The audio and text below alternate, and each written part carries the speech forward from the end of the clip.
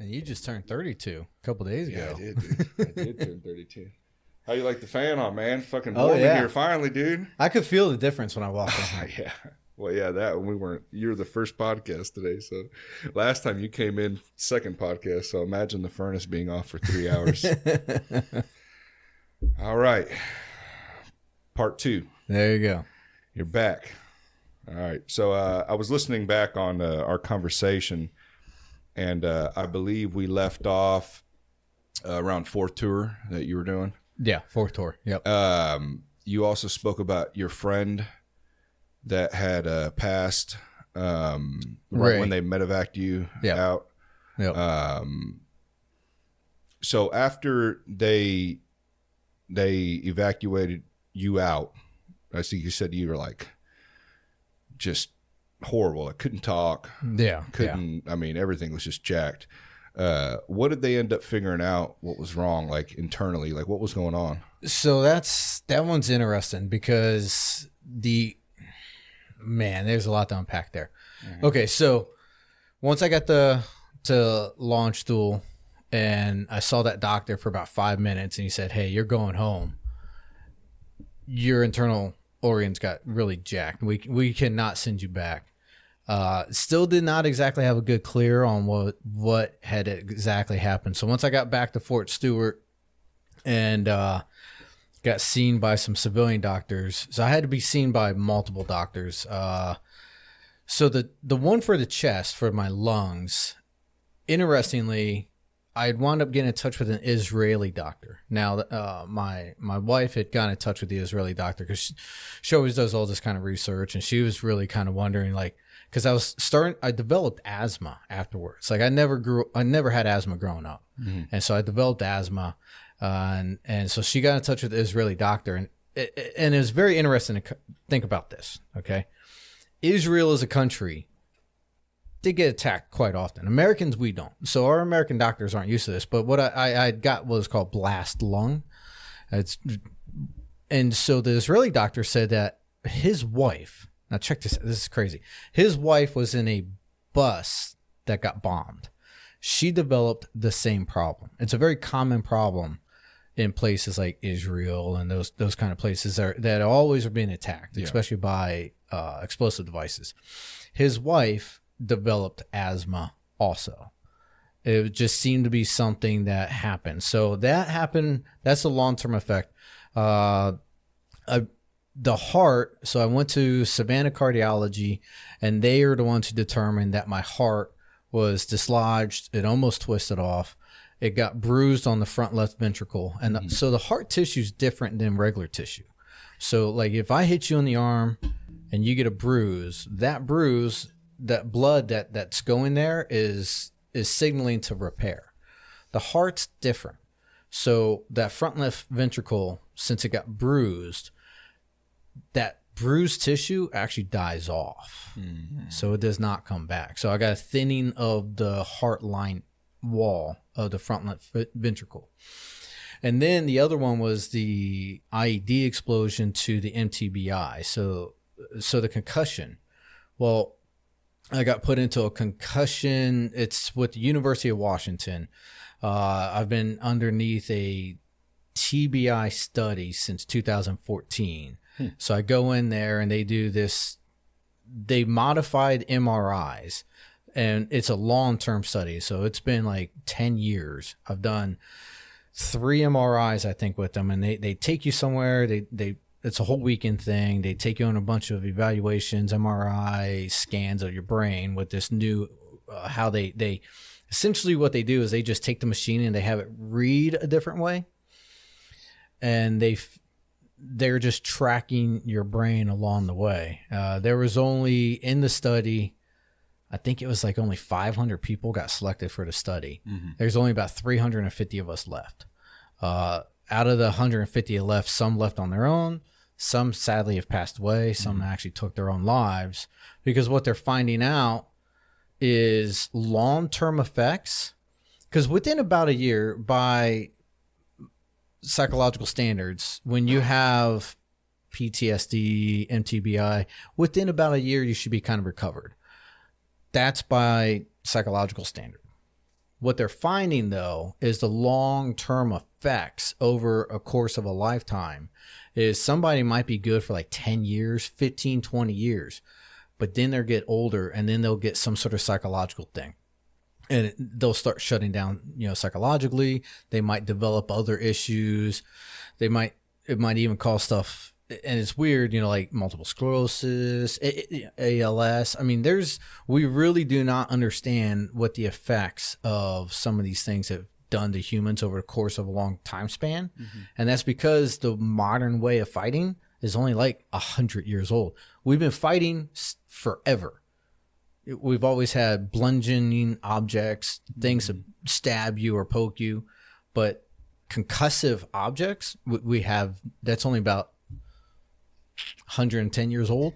So, yeah, we're just now trying dating to learn. back probably to like cannons, Well, yeah, so you do have some of the cannons, but really World War One next to those, maybe. Oh, yeah. So that's fair. So you got like, wasn't there a study on the guys in tanks? They were actually So World War One with the introduction of artillery. Yeah, is really where. So that's 110 years ago. Because they said less. Like multiple being surrounded by those shock waves was causing health issues. Oh yeah. I mean, even in the U.S. Army now, we have the Carl Gustav, the Carl G, which is, awesome. Thing's great. You're only allowed to fire that thing like 4 times in a day, because the concussive force is always reverberating your internal organs, which we did not know about. If you're shooting. So when I was a sniper instructor, so even the Barrett 50 cal, you should not be shooting that more than, I forget how many times a day. But I remember watching my buddy. We were shooting a Barrett 50, and we were going ham on the range one day, and his nose just started bleeding. Really? Yeah, because of all, he was going ham on this thing. He's just like, how much does it hold? How much does it hold in a magazine? They had the 10 and the 20. Okay. Yeah. Damn. And he was going, that's heavy. And they're big. There. There was actually a video online about, we were talking before we started recording about Nicholas Irving. He was talking about the 50 cal, but I think he was talking about an actual mounted machine gun. Oh yeah, the M2, the Model D. Yeah, but him saying, and people were kind of giving him shit. I don't know if you know the science behind, the ballistics of a bullet. And he was saying, if you're close enough to the bullet, even if it goes like a foot next to you or something like that, I guess with how fast it's going, how big it is, it could actually tear your limb off. So I've heard, I don't know if it'll tear the limb, but it will do damage. Right. It will absolutely do damage to you. Because people were giving him a lot of shit about that. And, surely he's got a lot of experience. He said that's what he was before he was a sniper, so you'd think he would know. Yeah. But yeah, he was saying something about like, even if we don't hit the target, if you're within the perimeter of where that bullet's traveling, it could affect you. Oh, it will absolutely affect you. The concussive force, and so when you shoot, and we'll get a little nerding out here, right? So when you're talking about like ballistic coefficients, was based upon like one factor. So the ballistic coefficient for a Barrett 50 cal, if I remember this right, it's like 0.85, 0.90. So it's almost at a 1. So it's almost, so when it's traveling, that is a very big object. And it's, again, if I get it within inches of your face, you're losing part of your face, because it's displacing the energy displacement from that bullet and the concussive weight that's going around it. It's all that's coming at you, and it's all moving. So there's a lot of science behind sniping and stuff, right? So it's all that's being moved, air that's being displaced is pushing. It has to go somewhere. Right. You're going to get damaged, even if I don't hit you with it. Okay. So, trying to remember back, was that during your 4th tour when you got medevaced out? Yep. Okay. So after that happens, then what?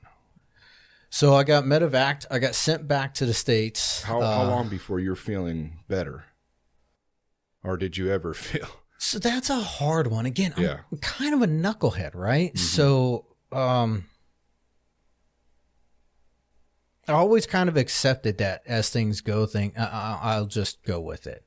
So I knew something was wrong. It took me a long time, as in, so here's a good example. My mother-in-law came to visit. I don't remember this. Right. She tells me the story to this day. like that. We drove around Savannah. We're walking around. Yeah. I had to take a stop. I had to go sit on a park bench to breathe. I don't remember any of this story. I don't remember trying to work out. She was like, I remember you trying to work out. I was like, what are you talking about? She was like, yeah, you were trying to work out. This was almost a month after I'd been home. So it took a while. Now, I will say, because I wound up PCSing, so that's a permanent change of station in the military, because I wound up calling up my branch saying, hey, look, I need to go somewhere so I can heal. So for anybody watching who's military, they might understand. So you can get what's called medical evaluation board, med boarded out. And I remember talking to the docs, and they were like, look, we're probably going to have to start a packet on you because you're probably never going to be the same. And I was like, hold up. What do you mean start a packet on you? To medically chapter me from the military, okay. To medically retire me. Gotcha. And I was just such a knucklehead. I was like, no, hold up. I don't really think I'm that bad. Give me time to heal myself and I will be fine. So I had a doctor. I don't want to give her name. It's an interesting name. I'll never forget her name. And it comes back 5 years later. Mm-hmm. This is funny. So this doctor, I was like, look, just don't give me the profile. Let me heal up. Give me the chance. And she said, okay. So I was a sergeant first class at the time. I called my branch, infantry branch, and I was like, hey, I need a job to let me kind of lay low. I can't really do field stuff right now. It would be very damaging. I've got all my branch time.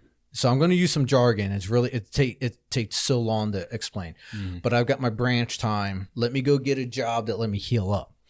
So they offered me a job at Rock Island Arsenal, which is about 6 hours east of here and over in Iowa, Illinois area, the Bettendorf, Iowa.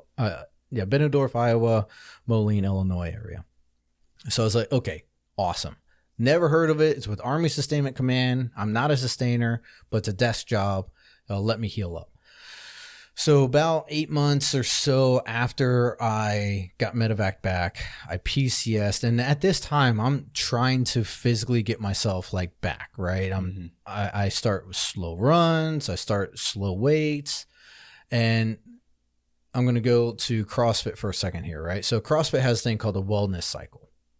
And so in the wellness cycle, you want to try to stay on this end here, right? Mm-hmm. Because that means if you get injured, you get sick, illness, or whatever, you're going to drop over here in the unhealthy category. But it should only be for a certain period. You want to bring yourself back. So I went by that methodology and I brought myself back. Was that recommended to you by somebody? Not necessarily. It was just... Pull that mic down just a little. Okay. Oh, yeah. It wasn't necessarily recommended. It's just the way my view in life is. Yeah. My view in life...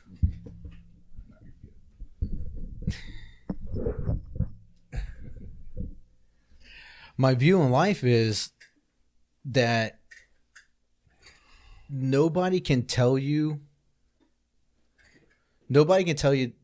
to stop. Yeah. Only you can stop yourself. Right. And so I really took that as a challenge. Like, okay, I used to be this guy who was super fit.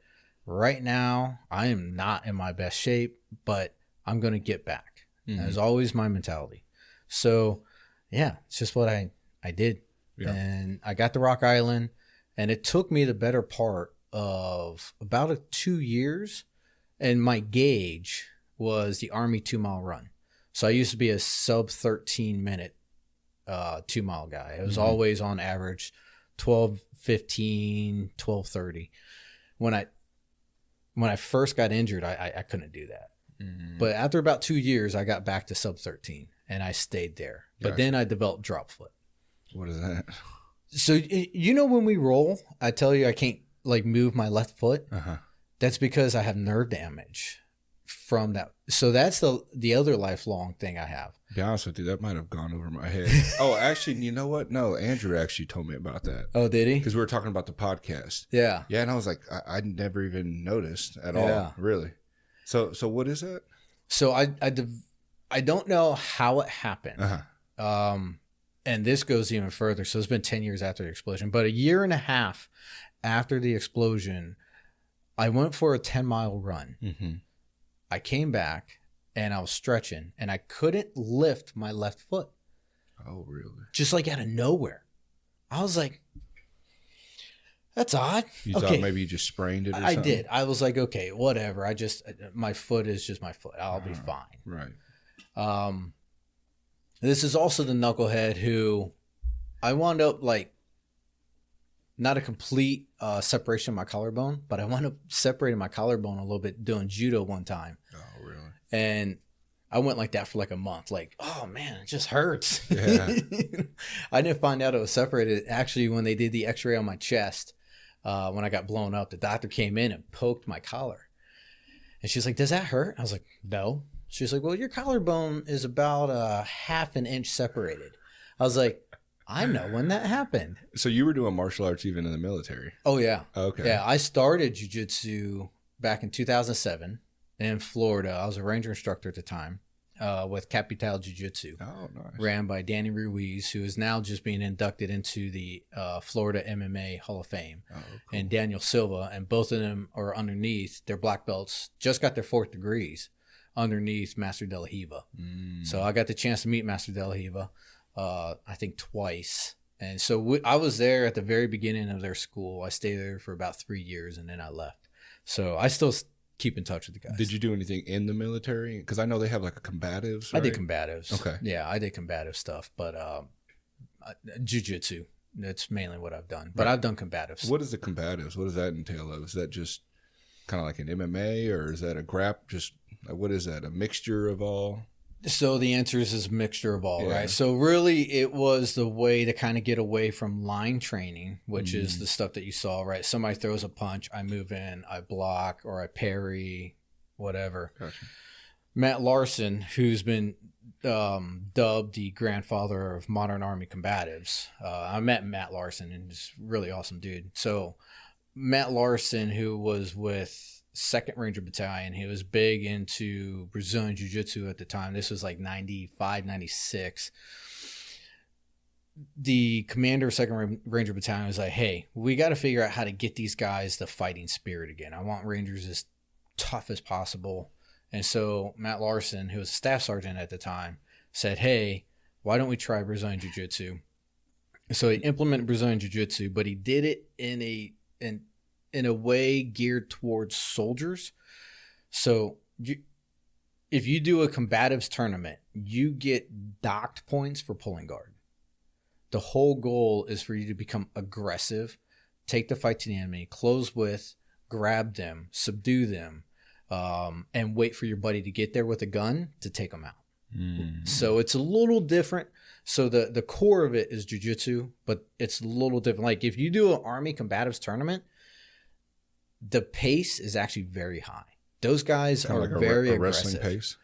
Yeah, it's like a wrestling pace, and it's very aggressive. Like you're not pulling guard.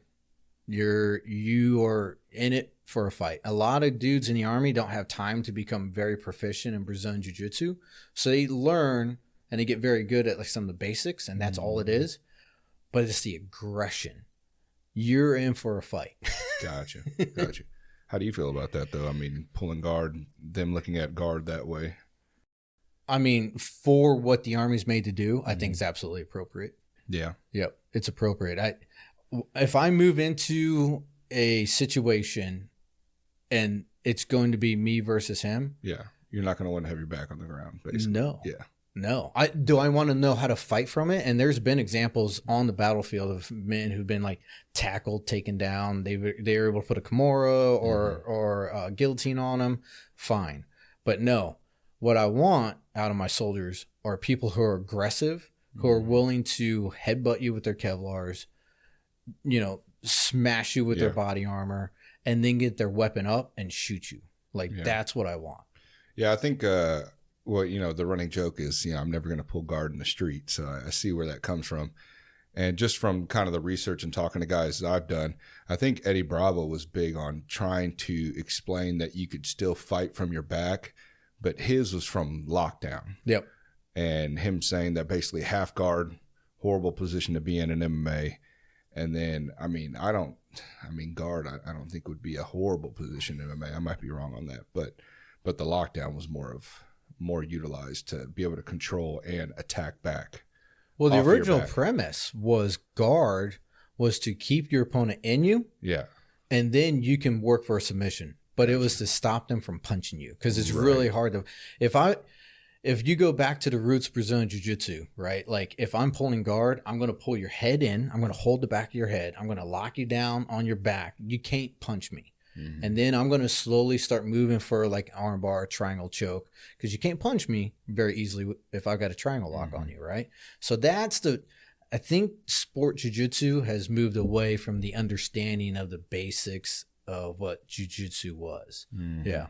Yeah, because you wouldn't want to hold your partner down in guard in a sport jiu-jitsu. No. You'd want to keep space in order to maybe set up a sweep or a choke or yeah. Okay. But the self-defense portion, absolutely. Bum rush me. Yeah, because he's going to be just coming down on you, And I'm going to hold him. Yeah. He's not going to be able to hit me very effectively. Mm-hmm. I can weather that. You're going to get tired, and then I'm going to move in for the arm bar, the sweep, get the mount, and then I'm going to pummel you, right? That was the original concept. Yeah. Gotcha. So that's pretty neat. So you were doing martial arts during that time. You said you're doing judo as well? Yeah, did some judo. Yeah. Nice. And so after the doctor explained that to you, you took some time off, kind of recovering. Then you kind of go into your next tour after that, after you're kind of all healed up, or? Yeah, a little bit. So the fifth tour isn't much to talk about by any means. Like at this time. But it was your last. No, I got a sixth tour. Oh, you have a sixth tour. Yeah, okay. Yeah. Okay. So the sixth tour is more strategic in nature. So no trigger pulling, nothing crazy. Did some patrols with other nations like Germans, Finns, Dutch. Like, that was super cool. Was that just because you were in positions where it wasn't much, or was the country itself kind of calming down around that time? So it was. So we'll go through the fifth because it wasn't much. We'll go to the sixth. So the sixth, I got to Afghanistan in August of 2020. Mm-hmm. So if you look at the time frame, right? August 2020, when I first got there, I went to a place called Mazar-e Sharif, Mez, which is ran by the German army. My job was to be the senior enlisted leader to the German one-star general that was on the base. Mm-hmm. So United States Army, Sergeant Major, I was the only enlisted guy in the headquarters there, because the German army is ran by the German general staff, and I was the only NCO really. So I worked hand in hand with an American Fulbright colonel, and so our job was to help advise the German commander on American military policy and what we're going to do and this and the other. And then I was there for about 3.5 months, and then I got moved to HKI, Hamid Karzai International Airport. Mm-hmm. HKI is where everything happened in August of 2021. The evacuation? Mm-hmm. Okay. So I was the last base sergeant major. So I was the senior enlisted leader for Train, Advise, Assist, Command Capital, which is a Turkish one-star general ran. And but I was dual-hatted because the Turks did theirs different than the Germans. The German general did both the advising command, military operation oversight, and base operation or garrison operation oversight. Mm-hmm. The Turkish army, 2 different generals. So I was dual-hatted, where with the military train advise leader, Turkish general, my colonel that I worked with was a Turkish colonel or American equivalent colonel. And so he and I would work with the Turkish general on advising our Afghan partners. And then I was dual-hatted with an American colonel who worked with a different Turkish general on how to run the base operations. So that was an interesting one for me, having two hats, two different generals I worked for, and two different colonels from two different nations. Mm-hmm. What was interesting about it was being the last sergeant major of that job. And like I said, it was strategic in nature. There's not a lot of war fighting on that one. To get to your answer or your question, was the country better? Arguably, no. Taliban were fighting Afghans. Mm-hmm. The coalition was advising the Afghan military, and we were trying to raise their army to be efficient enough to fight the Taliban. So that's a long campaign. It's a really long campaign. You're trying to get farmers, people who are not hardened fighters, mm-hmm. to fight hardened fighters. It's very hard to do. Mm-hmm. So the country was not very good. However, the way now we're almost 20 years into the war, we got to a point that on the coalition side, that last year I was there, we didn't lose any coalition. Mm.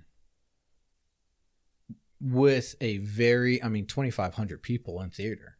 That was absolutely insane. At the height of Afghanistan, you're talking about like 100,000 down to 2,500, and we didn't lose any. And it's not like we weren't targeting.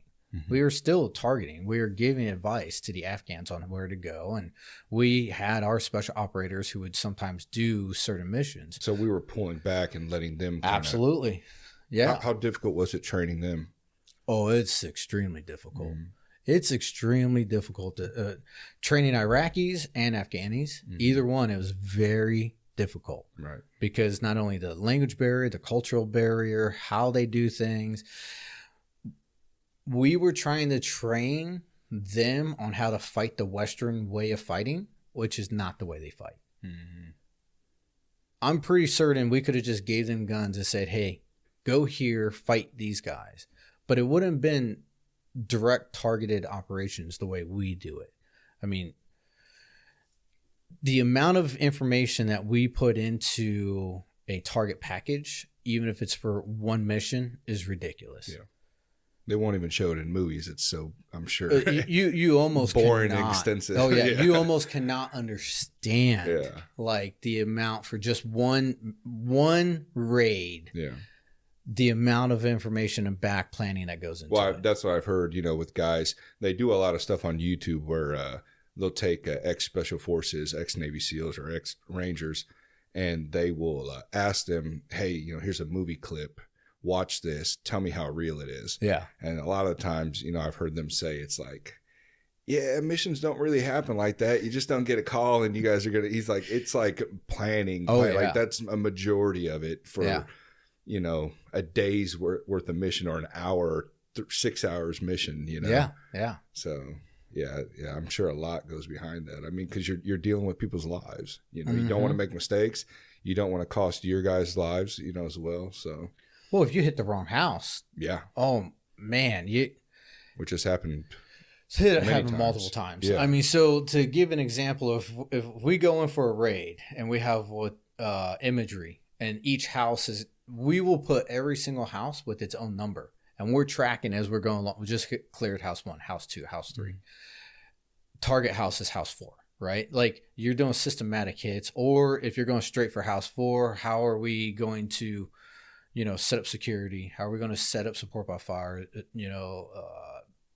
There's so much that gets involved. Can you kind of set that up for me and explain to me the first time that you had to clear a house, how nerve-wracking that could be? I mean, I can't imagine, going in, you don't know who's behind that door and having to, I'm sure, were you in any type of situations where didn't go as planned? There was people in there that shouldn't be in there, and so mine's a little. The one scenario that comes to mind mm-hmm. is it's a little different than like the regular infantry one. So most of like the regular infantry stuff, I don't know. I didn't really think much about it. Like, you go in, you just, again, sometimes I'm like a knucklehead. I just go with the flow of things.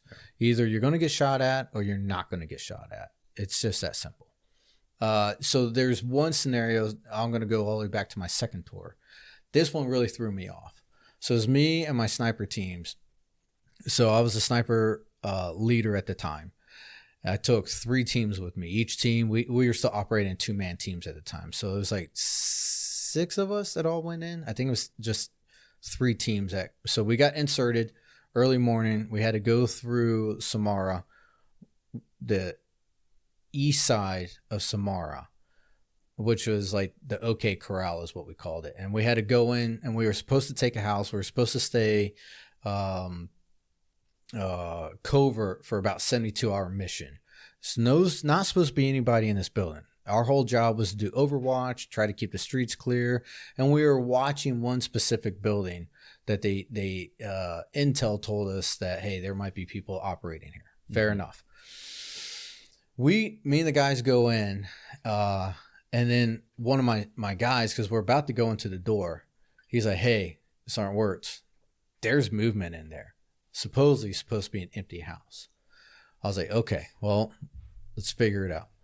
We go in, we fan out, and the next thing I know, it wasn't bad guys. It was like squatters. It was a family. Mm-hmm. So we're walking over, I think it was like 10 children sleeping, 2 women and 1 guy. Mm-hmm. Now, our order was, if there's anybody in the house, bag and gag. Yeah. Bag, gag, keep them to the side. I called the mission. I would not do it. Yeah. Oh, man, my leadership was so mad at me. Really? Yeah, they were so mad because I was just like, I'm not bagging and gagging like 10 5-year-olds. Yeah. You guys are insane. Yeah. So I called that off. They got so mad. We went back out and we paid the family off. Mm-hmm. To tell them to leave. We gave them like 2,000 American dollars, which is a lot of money. Mm-hmm. So the reason I say that is, like, when it comes to anything else, like I said, I'm a knucklehead. The things that stick out of my head are stories like that, right? Like, that's a story that you're not ready for. Yeah. You know, you could be ready for the other stuff. I mean, I guess I could see both sides. I could see their side thinking that they're going to go and snitch on you guys, or, tell somebody that you guys are there. Mm-hmm. I could see that side of it. But then I also could see your side of it too. The traumatizing feeling you would give those children by bagging, whatever you said, and gagging. Tag, and taking them out, I mean, are we talking like, taking them out? Or are we talking about no. Like bag and tag. That was just Army jargon, right? Like, so I thought put a bag over the hat. Like, yeah. Just put a bag over the hat. Make sure you know who they are and put them in a corner, right? But see, in that sense, you're basically, you could be messing that kid up for life, man. I mean, because what's his thoughts on American soldiers now that just did that to him? Oh, yeah. Even at that young of an age, you think that, 5, 10, 15, however old they were, you're given a bad image, even though you guys aren't trying to be like that, it's just part of the mission. It's still, you're affecting someone else's life when realistically they could have just been there because, like you said, they were looking for a place, a roof. That's it, So yeah, I'm sure that's a difficult position to be in, and you have minutes to try to figure out what you guys are going to do. You know what I mean? On the fly. Well, it wasn't. So I wasn't actually thinking about. Okay, there's probably a little bit. I was like, hey, I'm not doing this to the 5-year-olds because I don't know what they're going to do. It was more like, can I actually live with putting bags over 5-year-olds' heads and trying to keep them in a part of the house quiet for 72 hours? No. Right. I would rather get court-martialed, which it didn't happen that way. I mean, but morally, I couldn't do it. Mm-hmm. You're not going to send me in to do that. Yeah. I will stand on a red carpet if I had to. I didn't have to. Yeah, that's good. Yeah, it's a bad position to be in. You could see how some people have been put in situations where things can go left. Oh yeah. Real quick. speaking of that too, going back to, actually, we kind of glazed over it real quick.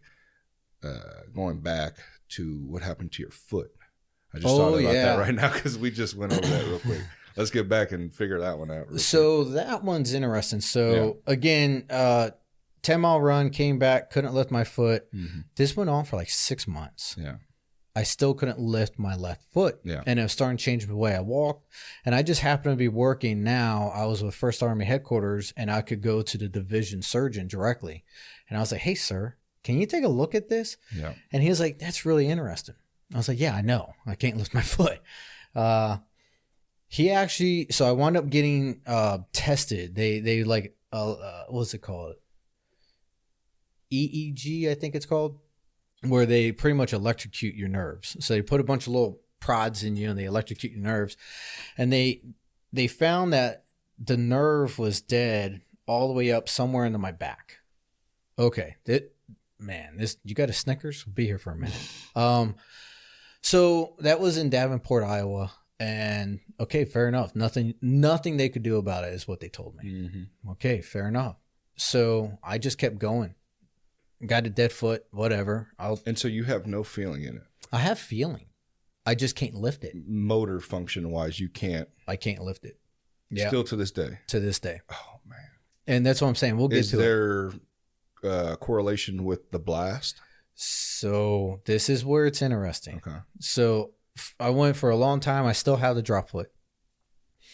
So you remember when I talked about the medical evaluation board, medical retirement, all that? Okay. So the doctor who allowed me to go 5 years later became a doctor in a totally different unit, 138 Infantry, 4th ID out of Fort Carson, Colorado. I saw her. Now she's a captain. I'm now an E8. So I was Master Sergeant, but I was promotable. I got selected for Sergeant Major. And I saw this doctor, and I was like, holy cow, doc. It's so great to see you. Thank you. I'm now going off to Sergeant Major Academy because I didn't get medically retired. Great story. I went off Sergeant Major Academy, and then I went off to Fort Campbell. It was at Fort Campbell that I did the task that sent me to Afghanistan. From there, I became a Command Sergeant Major. I'm telling you, all this comes together. Mm-hmm. Then I became a Command Sergeant Major over in Fort Washington, Fort Lewis, or Joint Base Lewis McChord out of Washington State. And my unit was 123 Infantry, the Tomahawks. So I was Tomahawk 7. I was Command Sergeant Major. October 2022. Let me back up. August 2022. I went for a hike at Mount Rainier. Nothing big, like 2-mile hike, nothing big. And I was always spraining my right ankle because, mind you, I've got drop foot. I've been a grappler.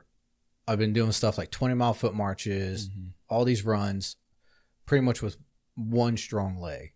The other one, I can push off on it, but I can't. It changed my gait because I have to lift my leg higher in order to move forward, because if not, my foot just drags. So, I got some wear and tear on the hips and the right ankle, and I'm always spraining my right ankle. I bet because your weight is shifting. Yeah.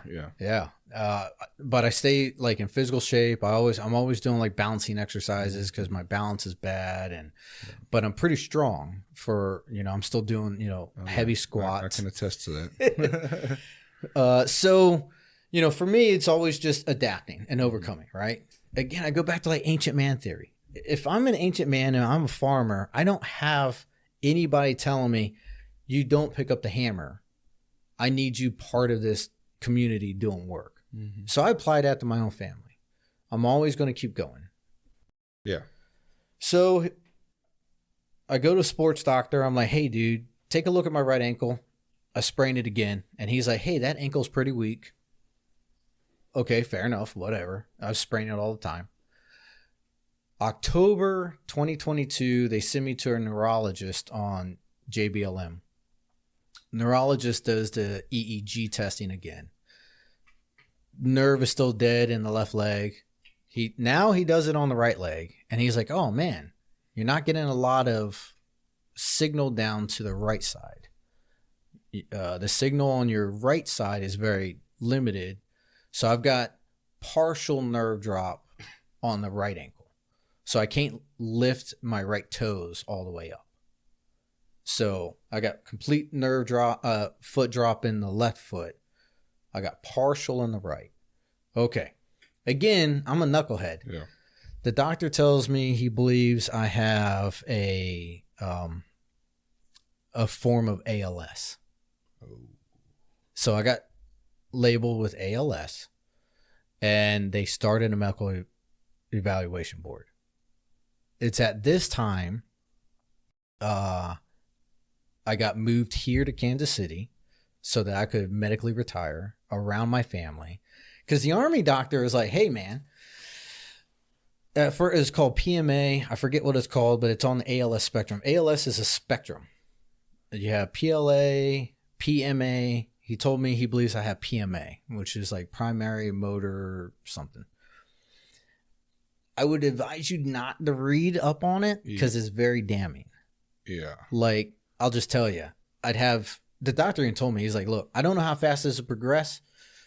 You got maybe 2 years, maybe 20 years. We don't know. But the likelihood of going out like Stephen Hawkins was very high. So I was like, oh, man. So I got moved here in Kansas City. My spouse was already living here. She came here, medical stuff for her kid. And I got sent to the ALS clinic in Kansas City at KU. Now, the KU doctor, and I'm bringing this all back to the IED. Believe me, this all ties. Yeah. The KU doctor's going through my medical records, and he's an ALS specialist. And he tells me, he's like, look, you look like by the manual, it kind of seems like I have it. But devil's in the details. So I'm still being seen by the ALS doctor. However, as he said, I don't present normal, as in having a normal case of ALS. Mm. He believes. Now, I'm still got the label, and I'm still being treated for it. Because what we have to rule out is when I got blown up, it created reverberation throughout my whole body. What the Army didn't, well, they did identify, they never told me about this, was I have a bone spur in my back that's pressed against my nerves, my spinal cord. What the doctor believes is that when I got blown up, the reverberation didn't just affect my lung and heart and brain, it affected my spinal column, pushing that bone spur into the nerve and pretty much killing off part of that nerve. Causing the signal not to reach. They actually call it a signal change. Yeah. Yeah. But since it also looks like ALS, I have the ALS diagnosis. So I've got many years to figure out, okay, do I have ALS? Do I not have ALS? I don't know. I mean, from what I've read up on ALS, I actually have a friend of mine who has it. Ooh. It's crazy to see. I haven't got to see him yet since he's been diagnosed. But from what I've heard, he was a work friend of mine, and I've worked with him for a long time. And I remember calling him one day asking about, I needed a welder. He used to weld. And he sounded drunk. Yeah. And, you know, me and him, we used to party and drink and stuff. And so I was like, damn, I was like, it's only noon, man. You know, you already getting lit? And he's like, nah, man. He's like, doctor diagnosed me with ALS. I got like a couple years. I was like, oh, shit. And I didn't know what ALS was at the time. And what do you say to that? Yeah. I'm just like, man, I'm sorry to hear that. He's like, it's what it is, man. You know, and he's only in his 40s, I think, too. Yeah. You know, and from what I've heard is what they think was going on. This dude was wild, man. His name's Chris. He used to do a lot of dirt bike racing. Yeah. And a lot of wrecks, as well as he rides motorcycles as well on the street. He's had a lot of wrecks also from that too. And they think from the repeated impacts over and over and over again. I mean, this dude would tell me stories just about wild stuff about him just out having a good night, flying off the bike, you know what I mean? Like, and they think that's what attributed to it, but I don't know if they can definitely say that. It's so hard. Mm-hmm. It's hard because, and actually that disease doesn't, the actor Marty McFly from the Back to the Future, doesn't he have that? Or no, he has Parkinson's. Parkinson's, yeah. Okay, so no, he don't, which is completely different. No, Lou Gehrig is the one that was the big time. That's why it's called Lou Gehrig's disease. Yeah, right. And I mean, I've watched documentaries. I mean, literally, guys diagnosed, and 3 years later, it just withers away. Yep, just stops everything. And actually, what's going on with my buddy right now, they just said like the way he walks, the way he talks, one of his hands stopped working, and just a horrible disease, man. And there is no cure.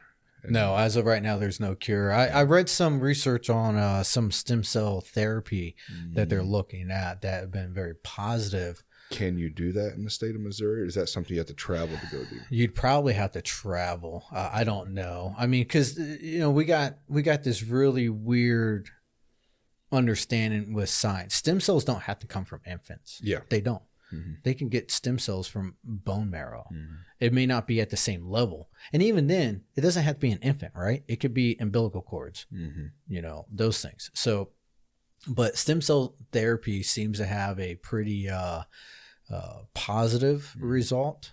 I don't think it's a reverse, but a halting of it. Yeah. I've heard a lot of good things come from it. I mean, just repairing joints and, backs, and it's not the end all be all. It's not the answer to everything, but I believe making it to where it's not accessible to people who want other treatments is wrong. Yeah, regenerative medicine is on the big rise right now. Yeah. And they're going after a lot of things. I mean, we spoke about this on the podcast before, the war on peptides right now, the war on hormone therapy. Mm-hmm. They're going after the pharmaceutical companies, basically trying to take,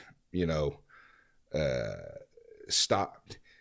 They'll act like they're not, but I know who's involved. What makes the most money? Pharmaceutical companies. What do? They don't. It's not like they're healing. It's more of masking symptoms.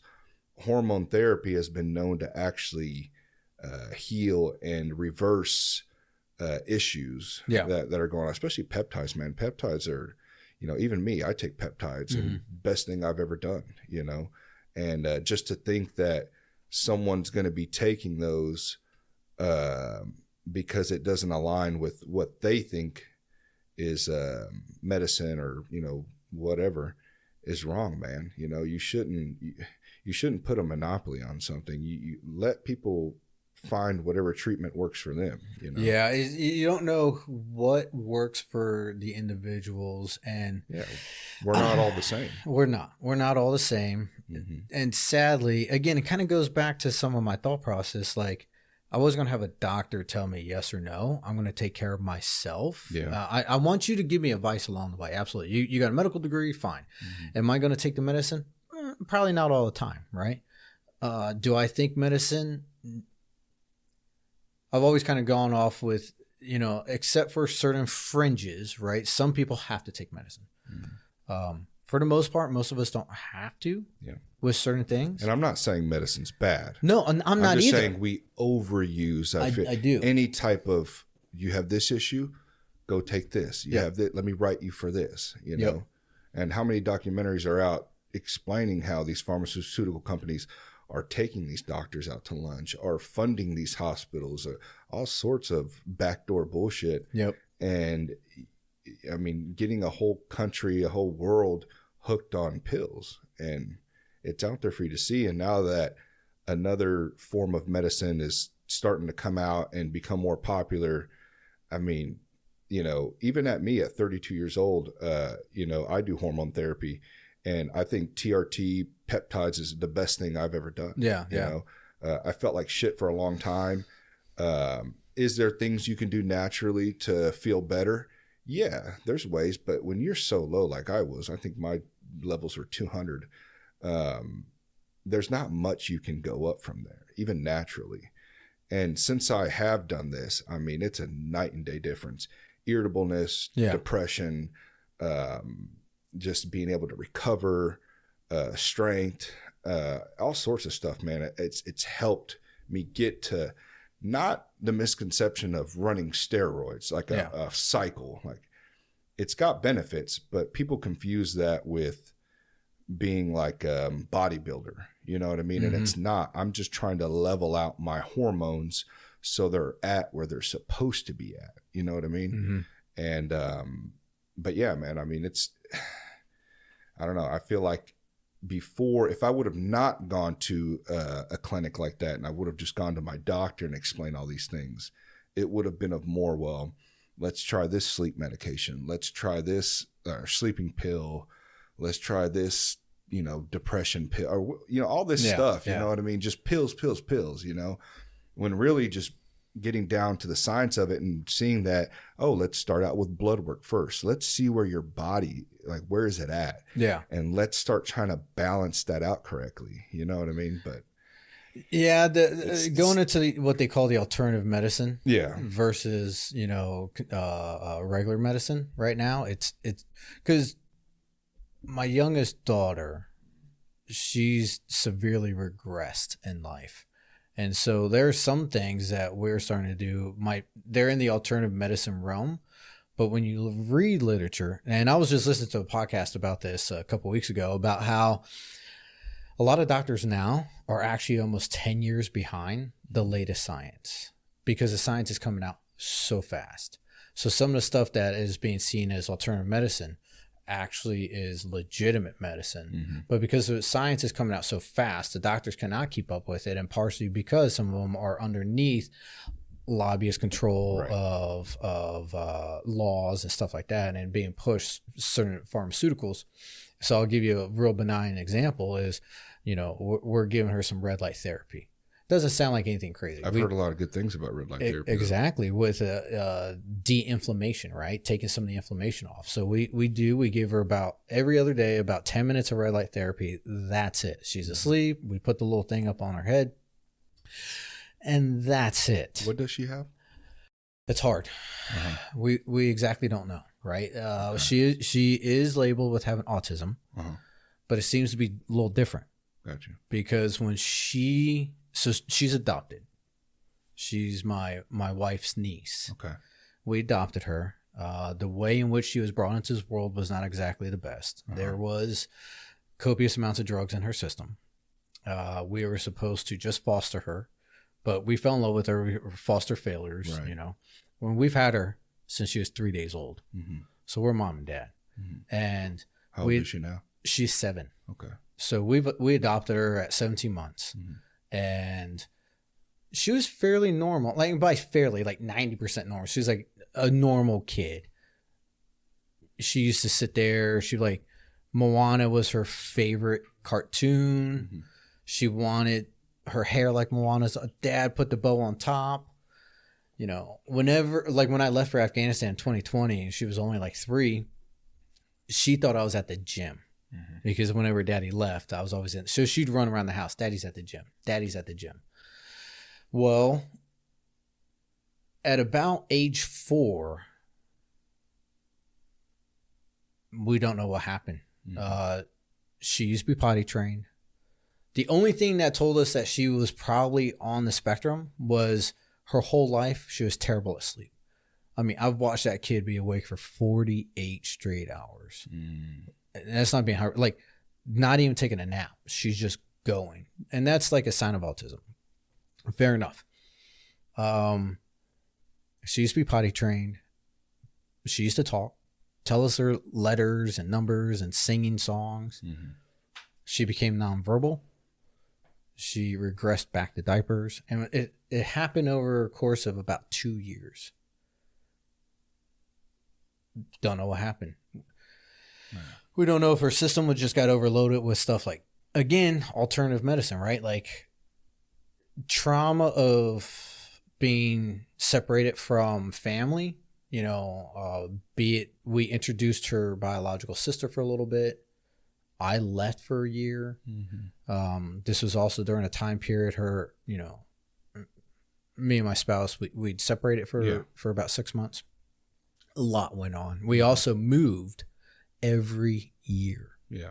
So the Army moved us every year. Mm-hmm. So, man, there's a lot in our life. So some people would argue like that traumatic experiences did not attribute to her regression. But when you look at some of the science, you can't say it didn't. Then, so we don't exactly know, but okay, autism, degenerative regression, like she just regressed, cognitive regression, not cognitive. It was God, what was it? It's dealing with learning, how she regressed, and then yeah, so that's what we got. I mean, it is a full-time task. You know, she's got ABA therapy, physical therapy, occupational therapy, speech therapy. This afternoon, once I'm done the podcast, I got to take her to aquatics therapy. Mm-hmm. So we love her. She's making progress. I feel like we're starting to break into, she's now starting to communicate to us in her version of communication, but we're not exactly sure everything. But the only real medicine she takes is sleep medicines, because we need to get her to sleep. Right. But other than that, learning through reading alternative medicine sources and seeking regular doctors, you have to it's holistic. Yeah. So I'm not anti regular medicine, but I'm also not 100% behind it. Right. You have to merge all of it together and see what works for you. Yeah. That's what we have to do for my daughter. We're not sure. One way is not the highway. So we're having to merge everything. I think the problem we have, and me and my wife talk about this quite frequently, is everybody, like in like my daughter's case, because she's a fringe person, right? Like you can deal with the masses and kind of put everything and have one doctor who, for the most part, you're going to probably be okay until a fringe thing happens. You know, until you get diagnosed with something like MS, Parkinson's, ALS, anything like that. Cancer is almost in the general population now, right? Mm-hmm. You have a 50% chance. Either you're going to get it or you're not. For sure. And our medicine with cancer and our ability to survive now is amazing. Mm-hmm. My best friend has gone through 2 bouts of it.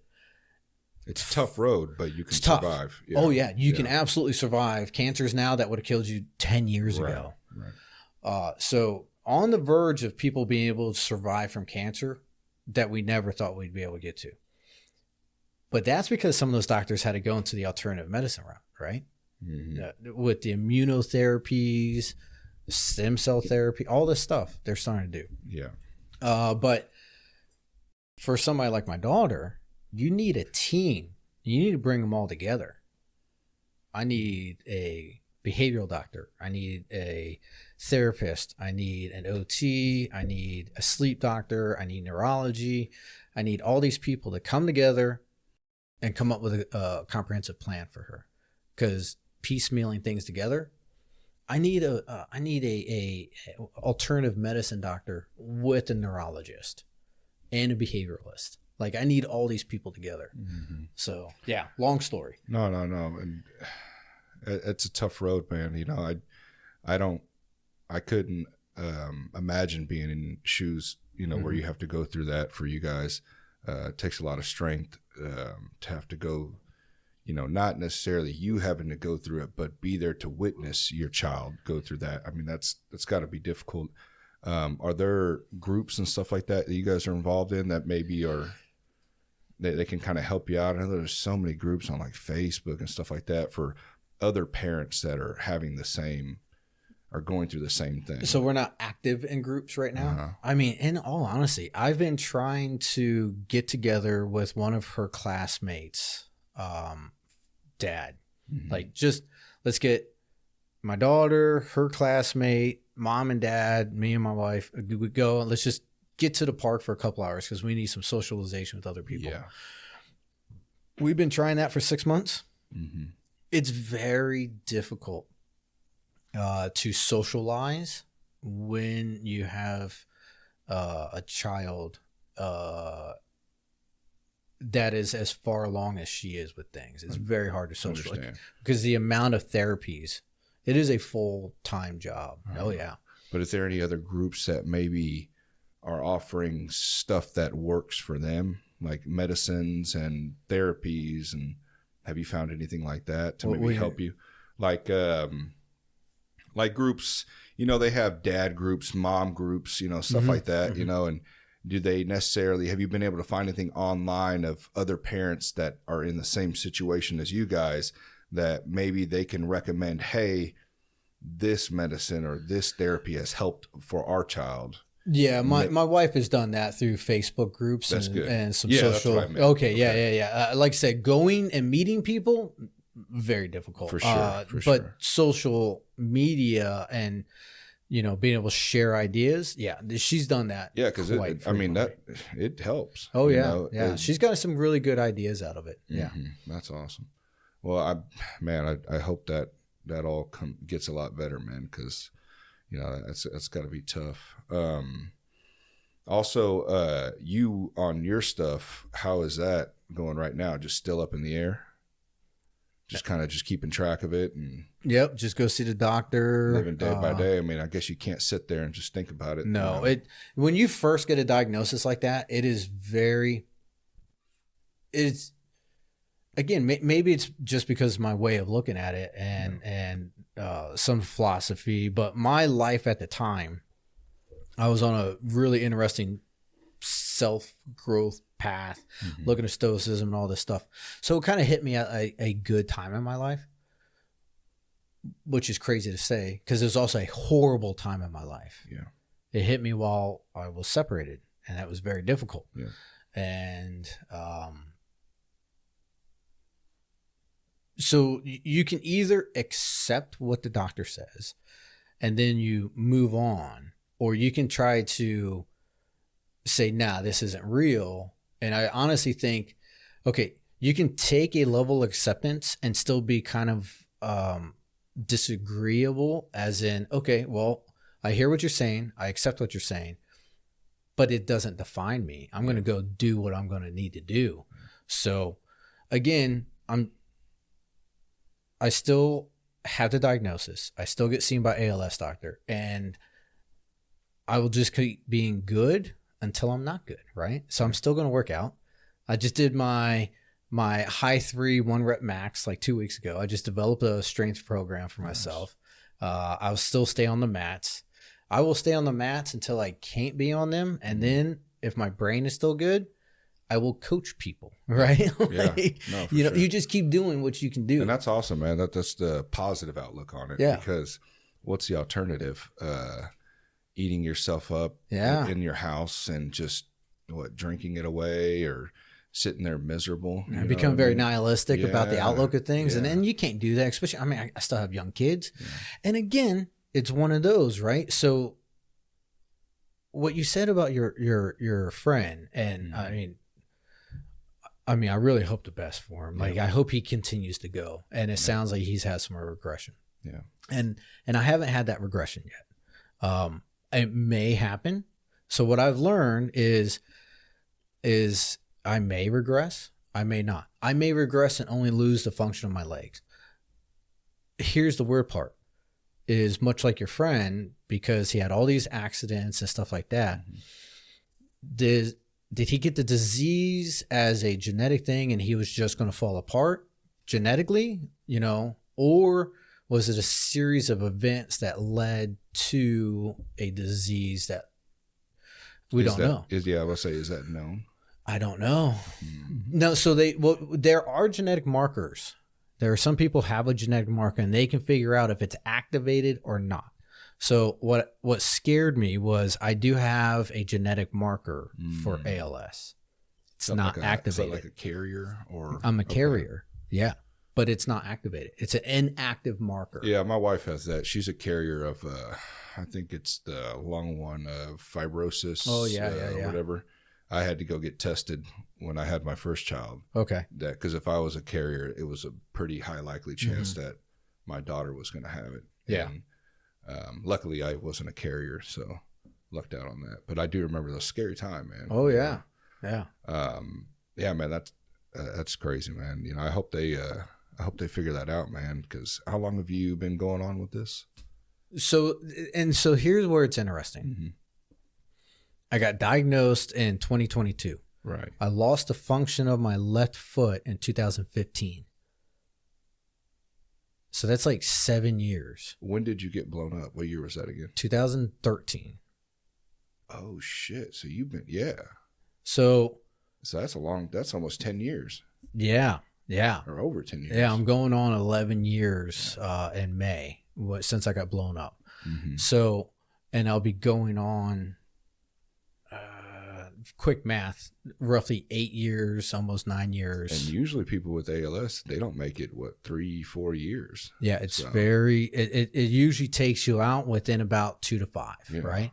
So, again. High hopes then. Because so far you're still going strong. So that's why the doctor said I don't present normal.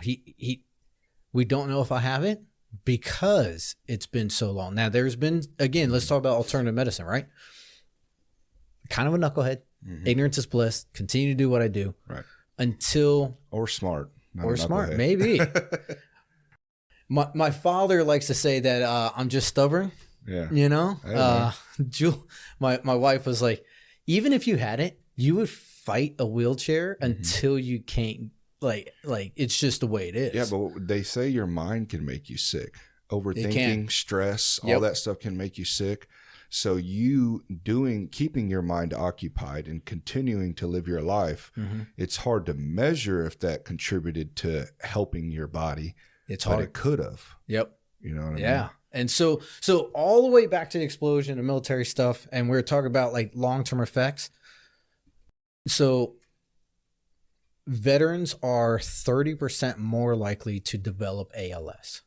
Most of it has been attributed to toxins on the battlefield. Like I've been in burn pits. I've heard about those. Yeah. So I've had those toxins. I've had lithium batteries that were burning, smoke in my face. You know, so on Salt and Kale, we had our own burn pit. We used to have to go down there and burn everything in that damn thing.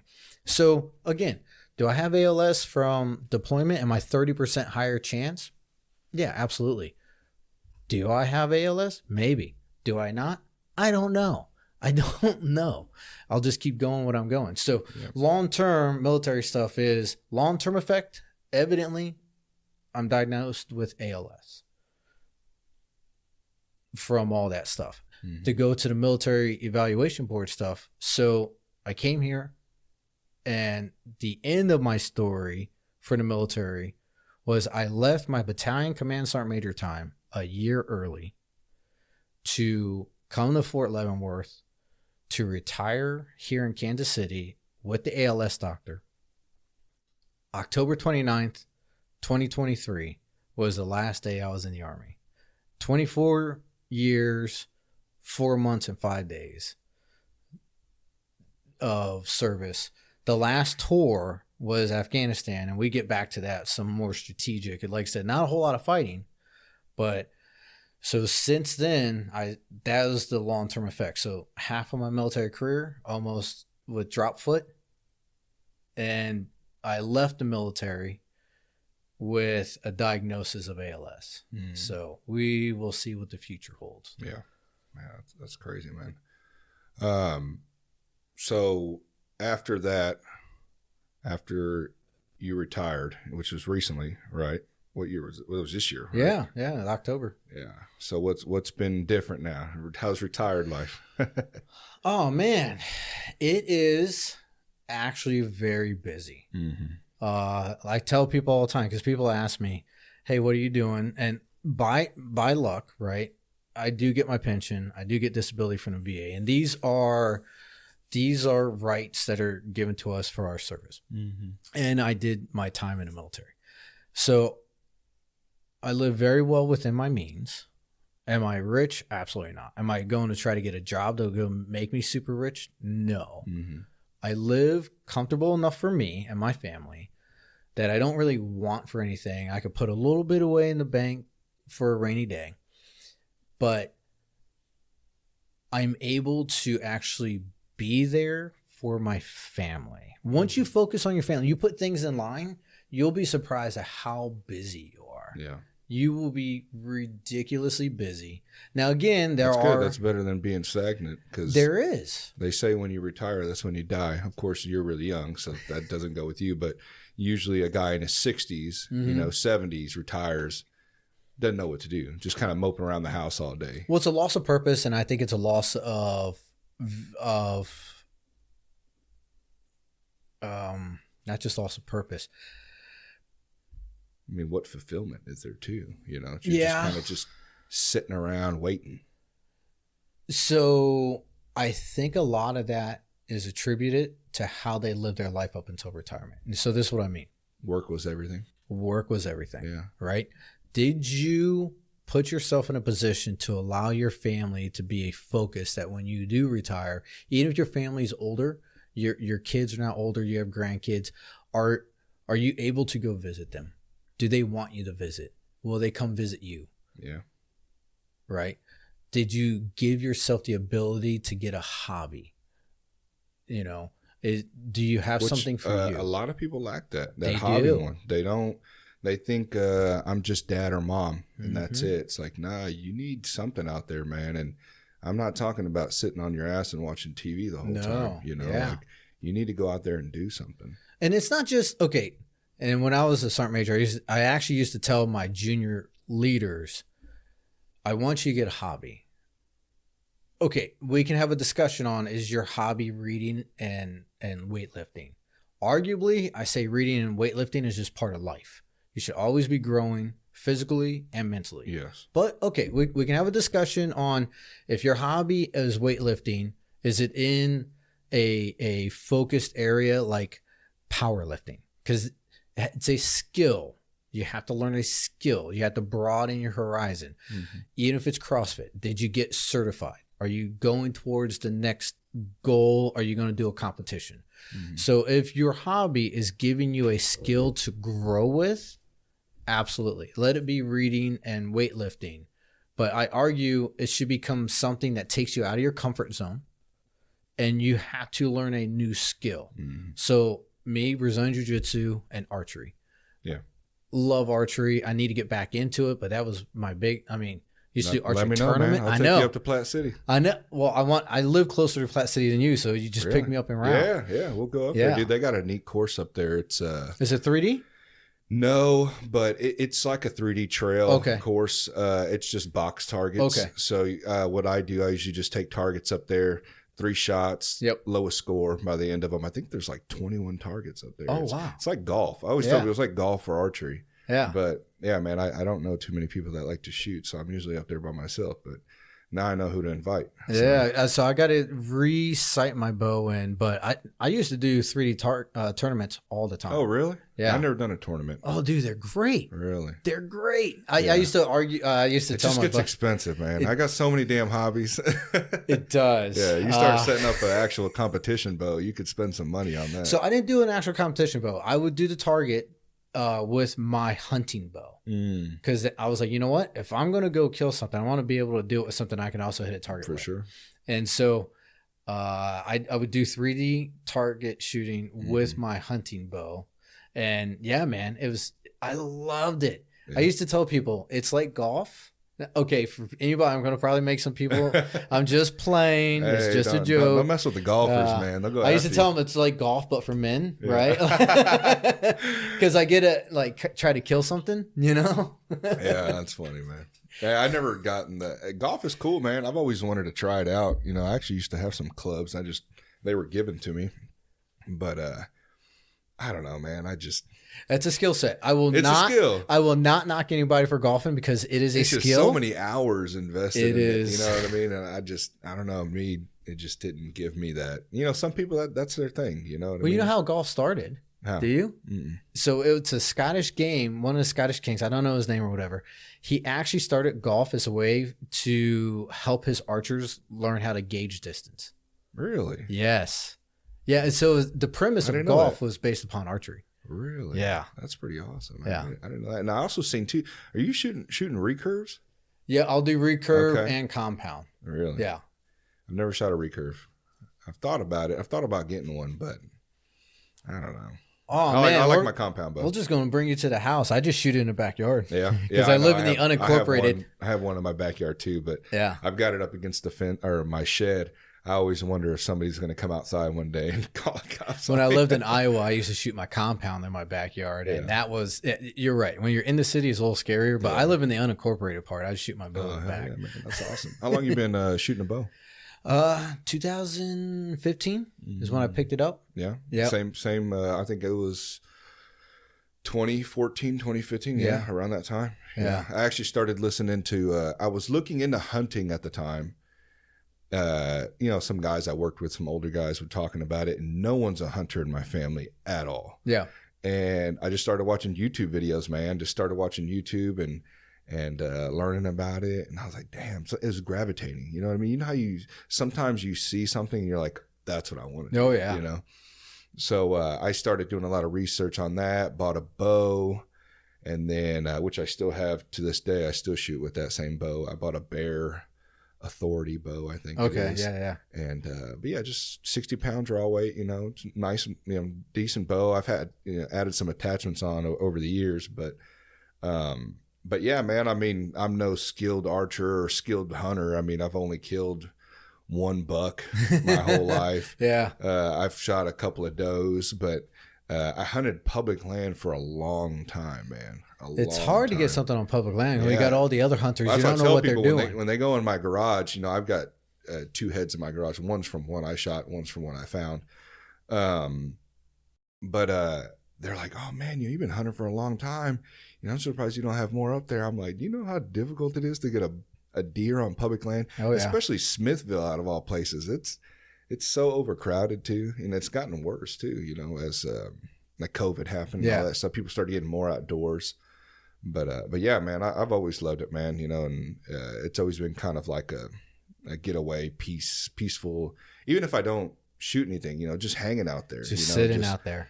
It's relaxing. It can get boring at sometimes. I'm not gonna lie.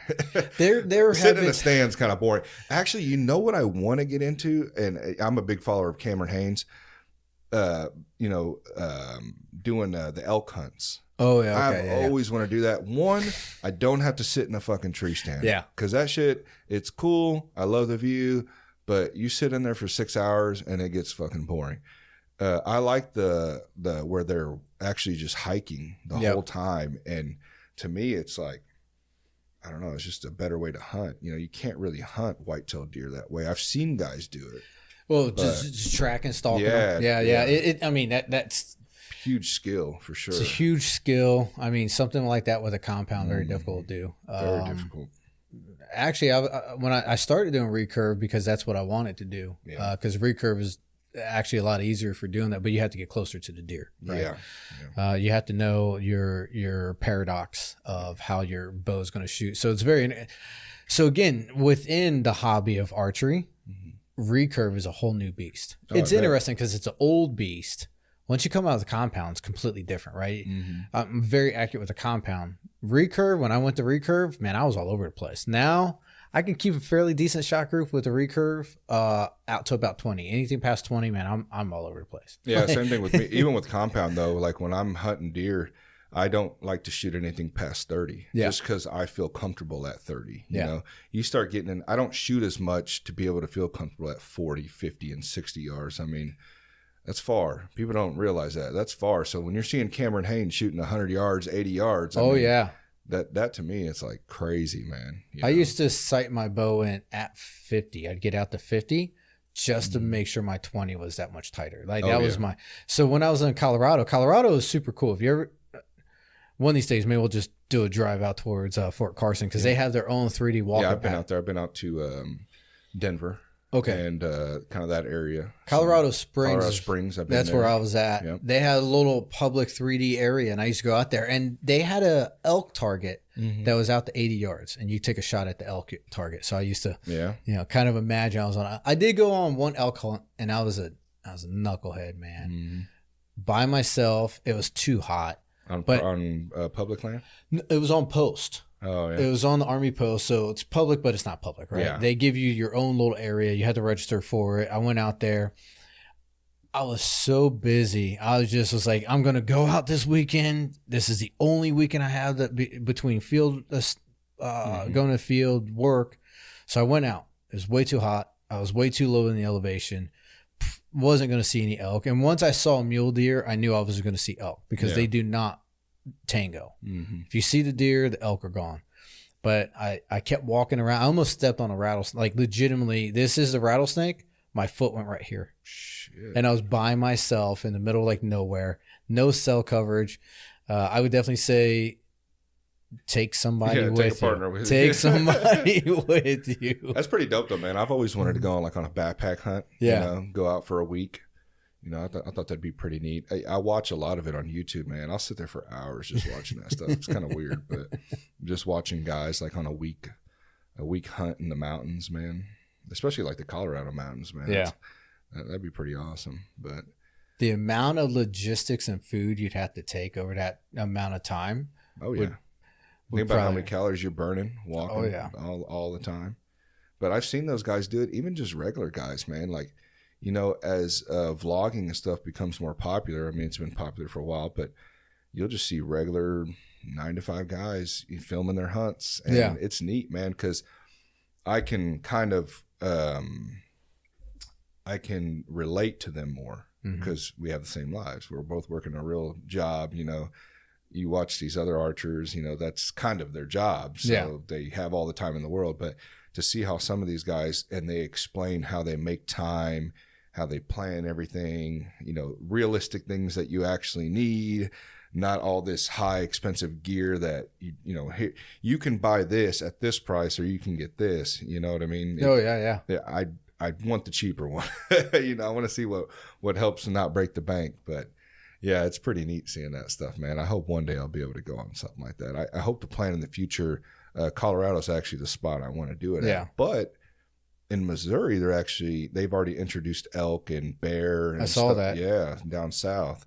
So it's funny when we've gone down to Arkansas, we've seen signs like elk signs and stuff. So yeah, I've seen that'd be pretty neat. But you got to draw a tag for that. You do, yeah. And I think you have to do the same in Colorado. But yeah, man, that's awesome. We'll have to do a hunt sometime. Yeah, for sure. After your retirement, can you talk to me about the We Defy that you're a part of? Okay, yeah. When did you start that? So I became an ambassador. So it sounds super cool, and We Defy ambassador. And it is kind of cool because the only worst people about telling people about like Jiu Jitsu or whatever are like CrossFitters telling you about CrossFit, right? The worst is like a vegan CrossFitter. Game over, you're lost. They're just gonna talk to you. But the beauty of We Defy is, so it's a 501(c) nonprofit organization whose sole mission in life, and it was started by a wounded warrior. He got injured really bad, but he's a Brazilian Jiu Jitsu practitioner, and he saw the benefit of Brazilian Jiu Jitsu for veterans. So We Defy is a nonprofit organization that what we do is you have ambassadors who get to tell people about Brazilian Jiu Jitsu. You do not have to be a veteran to be an ambassador. Some ambassadors aren't even practitioners, but they just love the community and they want to get people into it. So what We Defy is the name is very interesting. It's like We Defy, right? So it's define the odds that you're going to become a suicidal statistic or societal statistic, that you're going to become homeless and all that. We're going to help you defy the odds through Brazilian Jiu-Jitsu, which is a way to give you a community, a tribe, much like we talked about in the first episode. One of the things that has really damaged the veteran community is that lack of community. Right. So, and you've seen it now, right? You get on the jiu-jitsu mats. Oh yeah. Most likely you're going to stay there because unless you get short-sighted and you're like one of those guys like, man, I want a black belt in 3 years. You're not BJ Penn. You're not a phenom. It's going to take you 10 to 12. Oh yeah.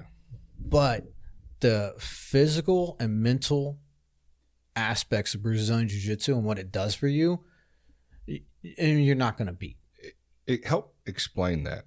I've tried to explain that to people because, like you said, once you hit those mats, you're there. You're staying there. But I brought a lot of people, not a lot, but I brought a handful of people, tend not to stick. Yeah. Some stick, some don't. I haven't had one yet. Maybe one or two. I can't remember. But my friends-wise, none. Yeah. And I've actually just met people at jiu-jitsu that have become friends, you know. What is it that gravitated you towards that, if you can kind of explain that, you know, from your perspective? Okay, so mine was, again, kid with a chip on his shoulder from South Baltimore, did all this cool Army Ranger stuff, but I actually didn't know how to fight. I wanted to learn how to do some of this stuff. I was scrappy, but I didn't know how to do anything. Yeah. And I wound up meeting Daniel Silva, and him and his buddy Danny were opening up an academy, and I was like, I want to get in this. It's super cool. I was always interested by jiu-jitsu, but I just never had a way. So I just kind of got into it. Like, it is the simplest story. All my stories are simple. I've got a complicated history, but my stories are there's simple. There's nothing wrong with being simple. Sometimes we overcomplicate too much. We shit, do. you know? So that's how I got into it. Now, what's kept me in it, and it's not like it's easy. No. You have to suck up your pride. And I'm just going to be honest with it can be humiliating that if you're like a 5'10" guy, 200 pounds, and you come up to a 5'6" dude, 160 pounds, and you can't do much with me, or I dominate you physically, that's a humiliating feeling. Yeah. I've been there. I've been humiliated by dudes smaller than me. And I think that's the beautiful thing about jiu-jitsu is that everybody on the mat that you're getting dominated by were also dominated at one point when they started their journey. Exactly. So everybody has that same starting point, and you can get to where they're at. I think that's the bright side to it, knowing that like you said, you know, you're not going to be the next Gordon Ryan, but if you put in the time, you can be really good. Oh yeah. You know what I mean? Like you can. And also, I was telling, you know, I've told people about this. Anytime I talk about jiu-jitsu, I get the eye roll, you know, like you said, the CrossFitters talking about CrossFit. But really, if people would just give it a chance, I don't understand why there's not lines out the door to join. You know, I don't get it. It's something that you can go do that's very physically demanding. It is mentally demanding. You're not thinking about work. You're not thinking about issues in your life right now. It's kind of zenning you in, you know, and the camaraderie, the community, like we're talking about. I don't understand why more people don't try it. And everyone wants to say, I'm busy. I got this. You don't have an hour to an hour and a half twice a week. Think about the shit you do when you get off of work. Yeah. Could you be watching that new episode that just came out for an hour and a half or an hour? Or could you actually go, hey, I can watch this another time or put this off. Let me go do something that's going to benefit me. And just because you don't have to go to jiu-jitsu just to learn, I want to know how to defend myself and beat people. That's not why people go. Yeah. You know what I mean? Yeah, you learn self-defense. That is a big reason why. But just the building you up, man, you know, the being humble, the knowledge that you attain from it, because it kind of correlates to life, man. You know, just even like moderation and just I don't know, like the way, you know how like when a white belt first starts out, you know, how I was, I'm sure how every white belt starts out, you're just so spazzy and all over the place, and you learn to kind of calm down, chill. Hey, think about things, you know, go slow, you know, don't, there's no reason to do all this, you know, and well, you're spazzy because you're actually nervous. Yeah, you're nervous, you're scared. And then doing that for so long and learning to control that, and it takes years, But every year that goes by, or even months that go by, you get better and better and better, and you see things. I have seen that in my own life, where before, when I used to have a reaction to something, I have kind of gone the stoic route of, hey, let's try not to add feelings into this, and let's just observe. Let's try to think about it. Sit back, relax. Let's see if we can analyze this and then come up with the solution instead of just react like I was doing on the mats. Someone grabs me, react, instead of just calming down, and so they're very relatable. And like I said, I know a lot of people will roll the eyes until you go on a mat and until you invest the time, you won't understand. And honestly too, even if you're not looking at that perspective, losing weight, I mean, being in better shape, like all that stuff, man. I mean, so so I've really kind of done some deep thoughts into this. So for one, it's a societal thing, I think, right? Why some people don't stay or some people don't even get involved is we have a very online sphere, the cyber sphere kind of life, right? I can get a medal by doing a virtual run. I can get a medal. It's like we have two lives. We do. Reality and then online through technology. PlayStation. Okay, so I play video games. God of War is like my favorite video game. I just played the new Spider-Man 2. Awesome game. But they're throwing me these little trophies because I just completed something, and some people rack those things up. So why would I have to physically get involved with something, right? So I think there's something there. There's a societal thing. I haven't put the thought completely together, so it's kind of a broken thought. But what keeps people in jiu-jitsu, those who stay, I've really kind of thought about this a little bit. So one, you have the tribe kind of mentality. You have the culture, the community mentality. I've now made friends all over the U.S. at different gyms that I've gone to, and now people here, I've only been in Kansas City for a year, but I've got people I can call and say, hey man, I need to move a couch. Hey, I'm right there. Right. Because you become so tight knit. Something that they say we used to have a long time ago that we're losing. Yeah. Right. Yeah. More of a community, know your neighbor, help your neighbor type deal, And so why does that happen? One, and I've kind of thought about this. So, and it's kind of helped me out because my daughter has a lot of therapies, and I talk to therapists all the time. So a little bit of why I think it helps you out. One, you get a serotonin boost, right? So as you progress through the ranks, your serotonin level, which is always gauging where you are in a hierarchy.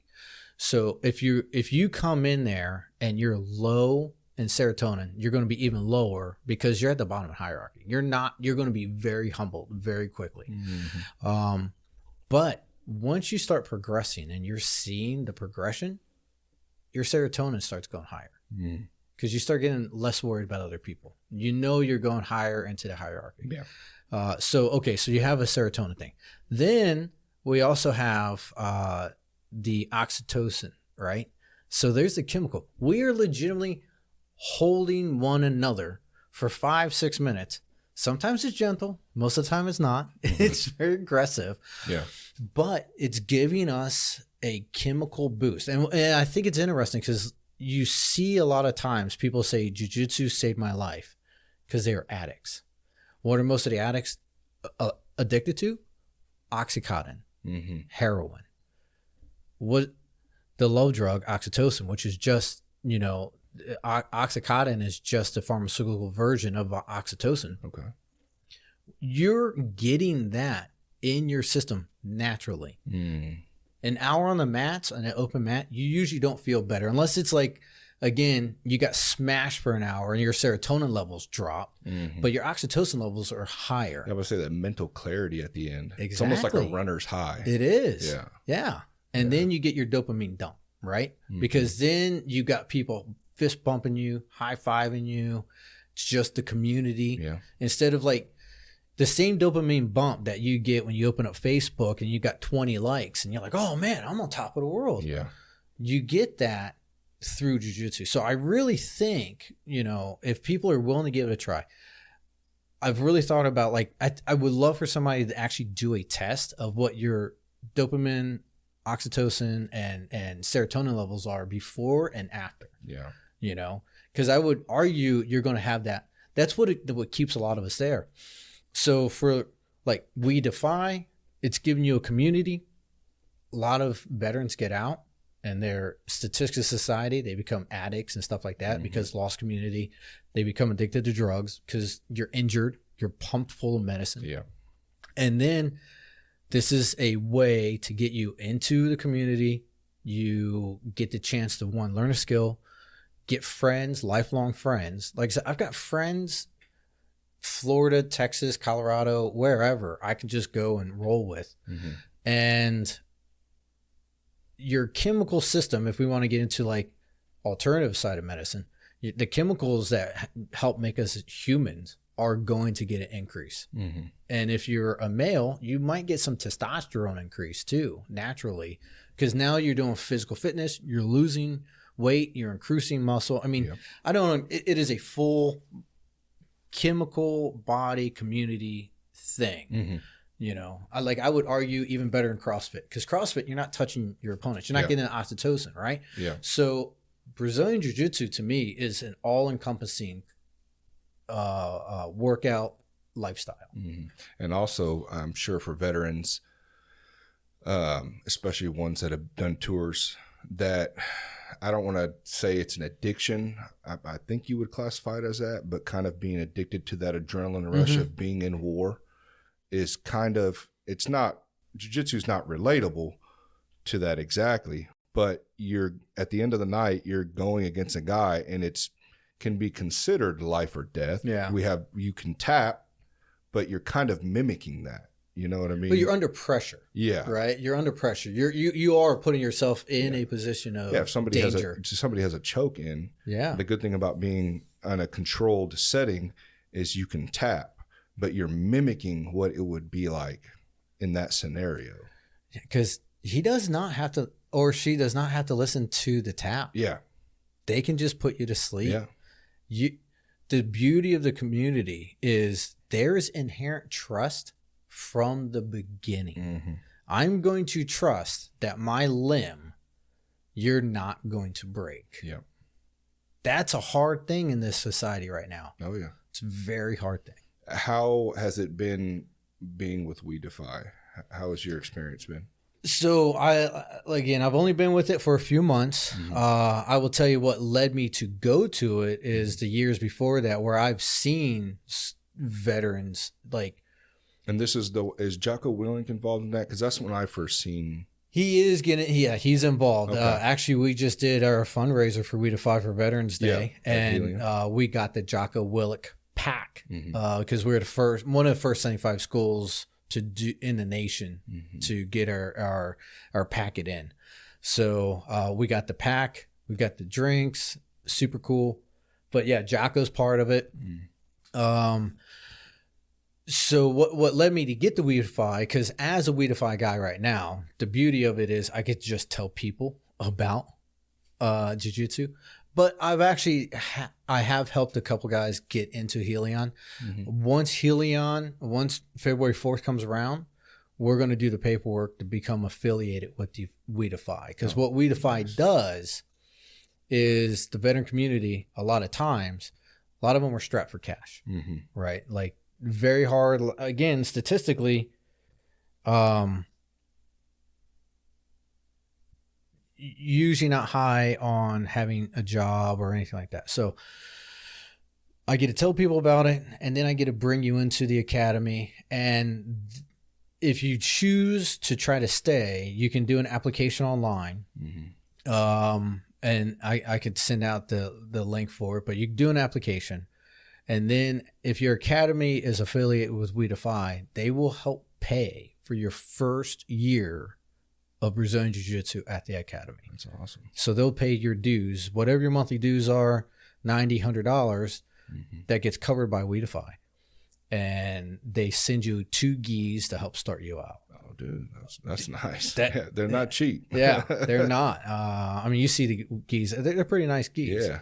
And so that's what they'll do. Now, there's a process. I'm not going to say it's like an overnight thing, but so We Defy is different than most veterans organizations. 83%, so 83 cents of every dollar goes to the veteran. That's awesome. So we're always trying to sell swag. We're always trying to do fundraising.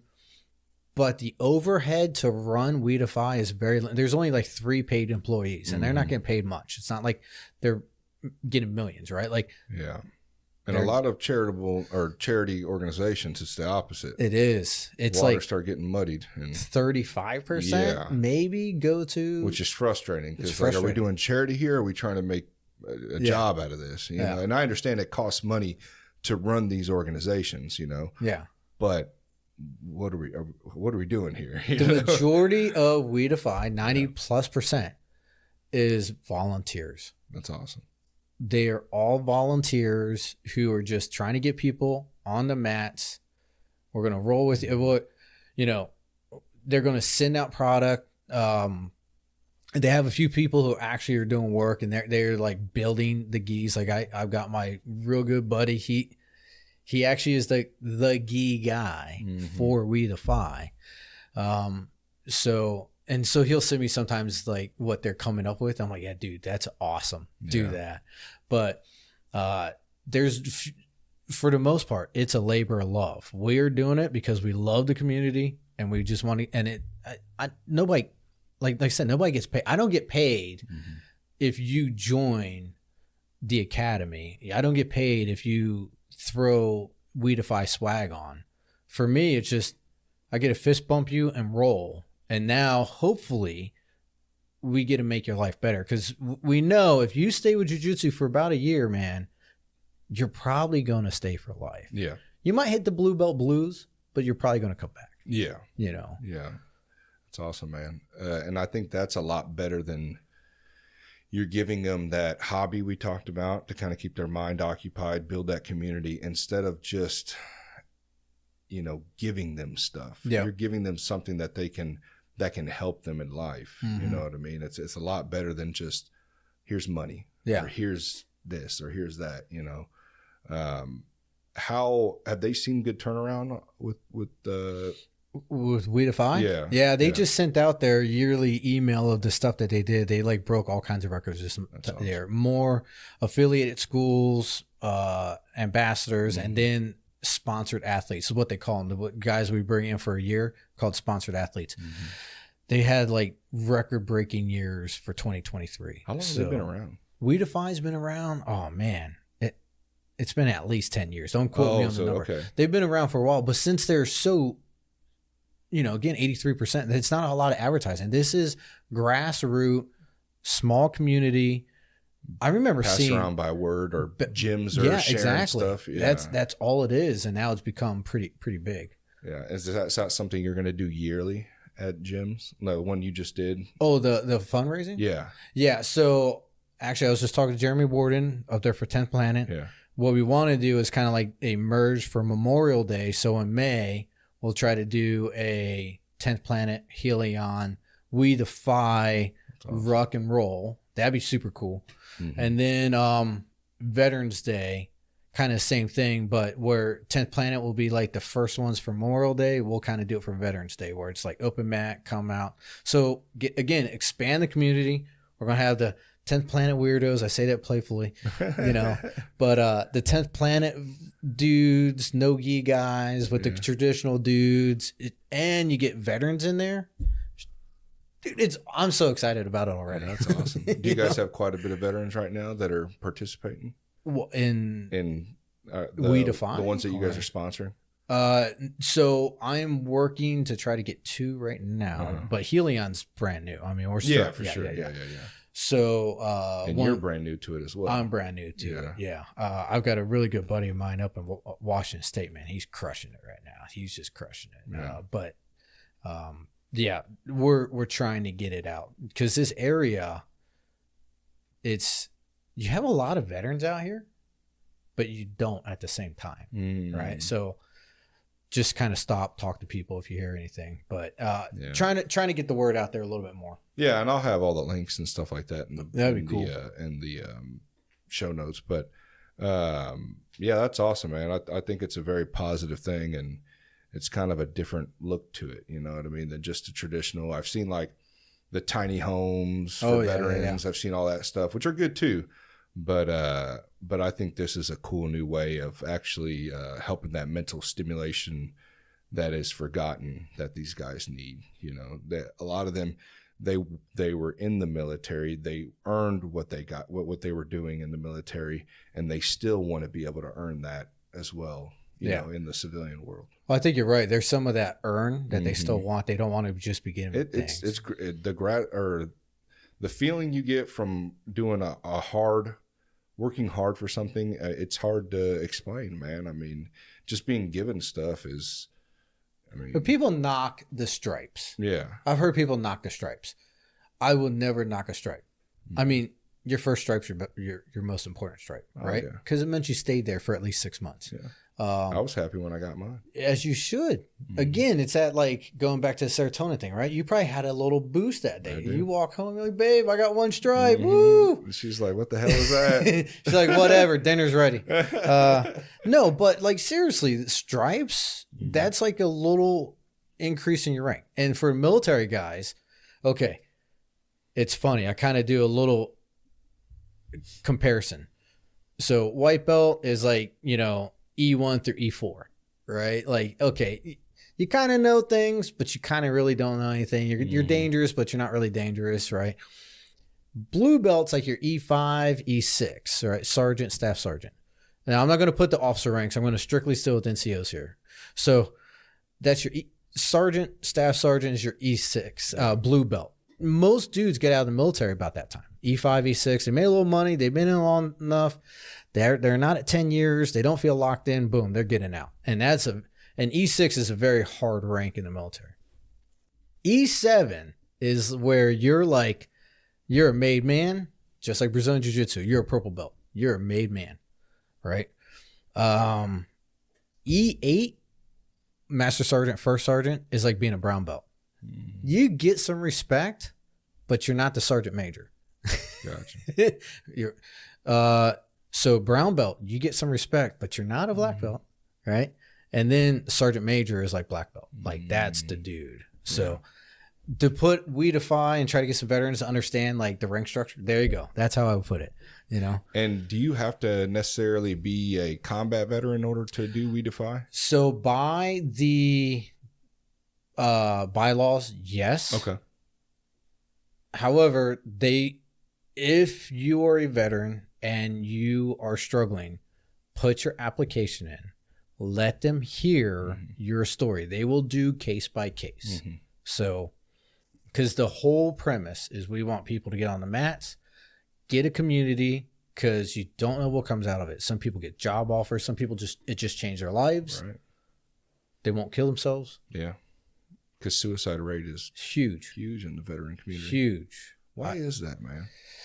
Why do you think they're going to that extent of killing themselves? Oh, man. I mean, I'm sure there's just a correlation of stuff. Okay, so have you've read some stuff on Stoicism, right? Like Seneca. Well, no, Seneca was no, it was Seneca. Yeah. Socrates was killed. Seneca killed himself, right? Because it was his way of controlling himself. So I say this at first as a upfront that in some ways it is a way to control the way you're going to end. Okay. However, it's multifaceted. I don't know why some do and some don't. I think it's community, lack of community. Yeah. It's very hard to get some, like the VA is actually really good. I use VA healthcare. My really good friend, 2 bouts of cancer, the VA has funded everything. And he's alive now because of the VA. The process was hard. Yeah, I would say I've heard conflicting views on that. It is hard to get into the VA. So I don't want to knock VA, but I'm also not going to give them a gold star. Gotcha. So you have guys, and when I say guys, I mean both, right? So you have individuals who they've got huge medical issues. they are suffering from mental issues because they're having a hard time coping with what they've done or what they were put through.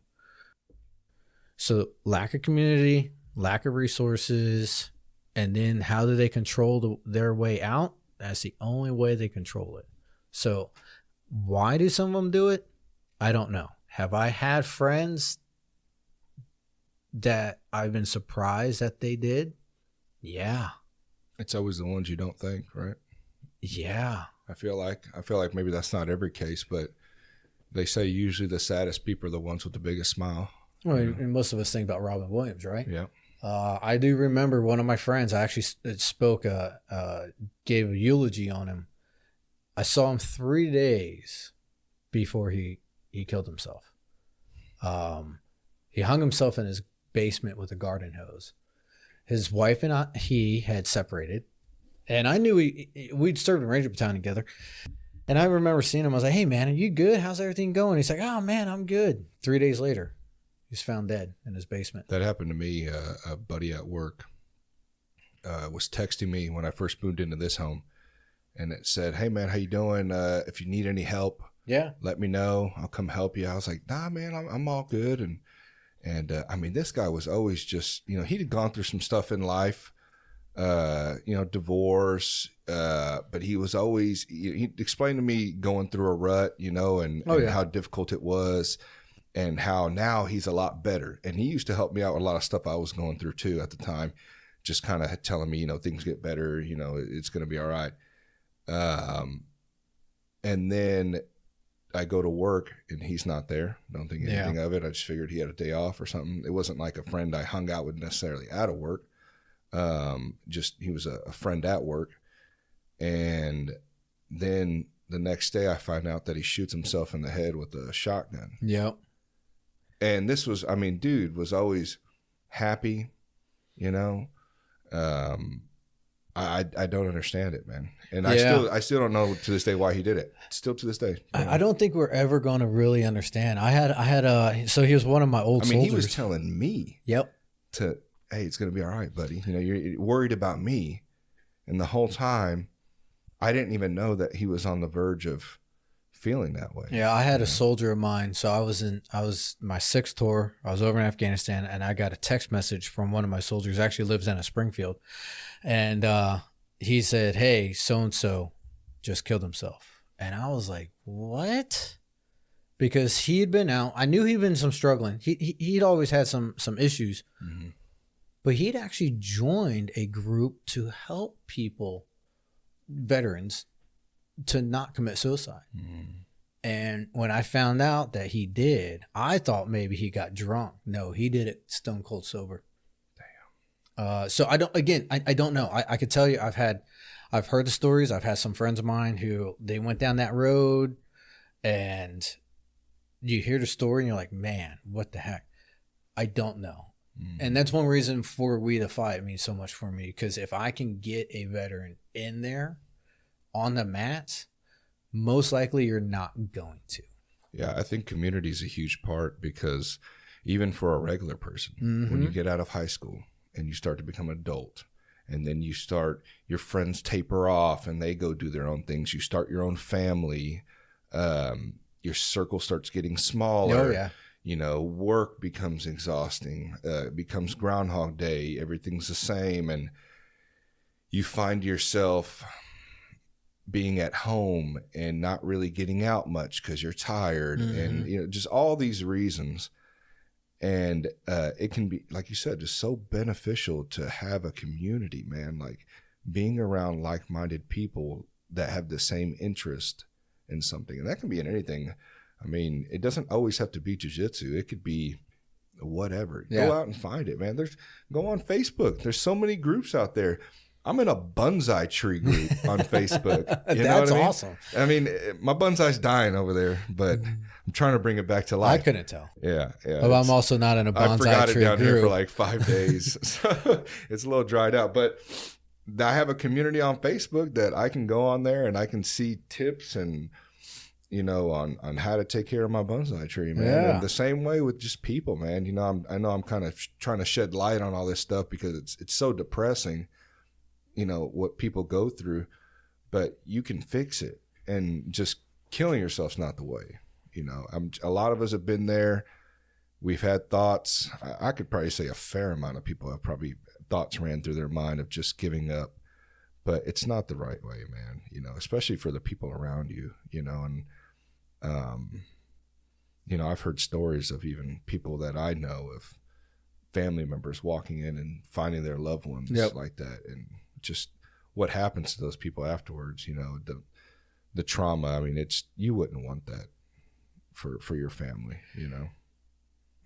So some of my buddies have done it, and then the effects on their children afterwards is very difficult to hear about. And they're wondering why, you know. Yeah. Probably feel some way it's their fault, or anger of why did you leave me, you know. And it's so sad. But then again, it's also hard to tell that person when you don't know what was going through their head. Yeah. You know? I mean, I've read stuff on where they literally feel like there's no other option. And I couldn't imagine how that feels at all. Like, to where you don't. Yeah, I mean, there's you an feel outlook there. nothing anymore. Yeah. You know? Yeah. So, yeah. And I do think a lot of it's a community thing. Yeah. I really think it's community. Well, yeah, we're losing that. Even in the regular civilian, you know, community, not just veterans. We're losing that a lot. And we wonder why. Also, too, do you think that depression is thrown in our face so much now? Do you feel like, I feel like everything I see, especially the algorithm on Facebook or TikTok or Instagram, if you, God forbid, watch something, the full video, there's like 30 other videos that pop up after that of the same thing. So if you watch something sad, your algorithm's going to be that, you know? And I see so many videos, and don't get me wrong, I can get why they could be addicting, because some of these videos where they just, the music, what they're saying, it's like you gravitate towards it. For some reason, that pain is somehow not satisfying. I think you kind of know what I'm talking about, though. Like, it's like a weird feeling you get. And then you find yourself down a road of watching this stuff over and over and over again. And then you wonder why you're sad. You know what I mean? Have you felt like that? Like, have you seen stuff online? No, my algorithms are ridiculous. They're all like Jiu Jitsu videos and stuff. And so are mine. But I've noticed how I have not. It'll be a Jiu Jitsu video, and if I watch something like a sad, like well, sadly, you're trying to expand your horizon, and you're trying to get an understanding. Watching stuff, or even my own personal, you know, maybe I may see something that, like, damn, I remember feeling like that at one point, but now I have it thrown in my face all the time, you know. I won't say that that's probably not. I'm sure it probably is. I do feel like in our society now, you know, I can only speak like, okay, when I was a teenager, right? If you, within my group, if I told my buddies, like, hey man, I'm feeling kind of bad, I might kill myself. Yeah. Most likely my buddy was going to punch me. It was his way of saying, hey dude, what are you doing? We love you. Fast forward 20 years, and I watched my children as they went through their teenage years, because I got two that are adults and one about to go to college. So I got like 3 adults pretty much now. It was odd. Especially for my daughter Kyla, who she's here now. Through her teenage years, it was almost like if she didn't have a suicidal ideation, people thought something was wrong with her. It was like, hey, you haven't thought about killing yourself? That's what I'm saying. It's becoming a norm. It's different. It's different. So I do think that there's a societal part there, because it is kind of thrown in your face. And so that's what I'm wondering. So is it naturally happening because of the loss of community and being more on our phones and isolated, or is it being shoved in our face for a reason? I mean, I would argue yes to both, right? Because the loss of the community is because we're on the phones more, because we are separated more. We think the technology is making us connected, but it's really not connecting us. So I think it's a self-licking, you know, lollipop. It's just going in a circle, you know? Yeah, man, it's sad. I hope that we can figure that out. Like, because I see it getting worse and worse. And at least I say that. I mean, maybe it's all about perspective, man. I mean, the people that I'm surrounded around, It's a very positive, but I also see a lot of people that I know of going down the wrong route. You know what I mean? Or even myself battling back and forth. I think everybody, I don't think you're naturally just happy all the time. And that's kind of what you learn about Stoicism, is not really involving feelings too much, of kind of just live, you know, and the chase for happiness is kind of unrealistic. You know what I mean? Well, okay, let's go to like evolutionary biology, right? Like, or psychology, evolutionary psychology. Being happy is a state of mind. It's not really a state of physical being, right? So if I'm just happy lollygagging around in a field, I get eaten by a leopard, or I get killed by a psychopathic human, right? So we are genetically built to see danger. We have to. That's how we survive.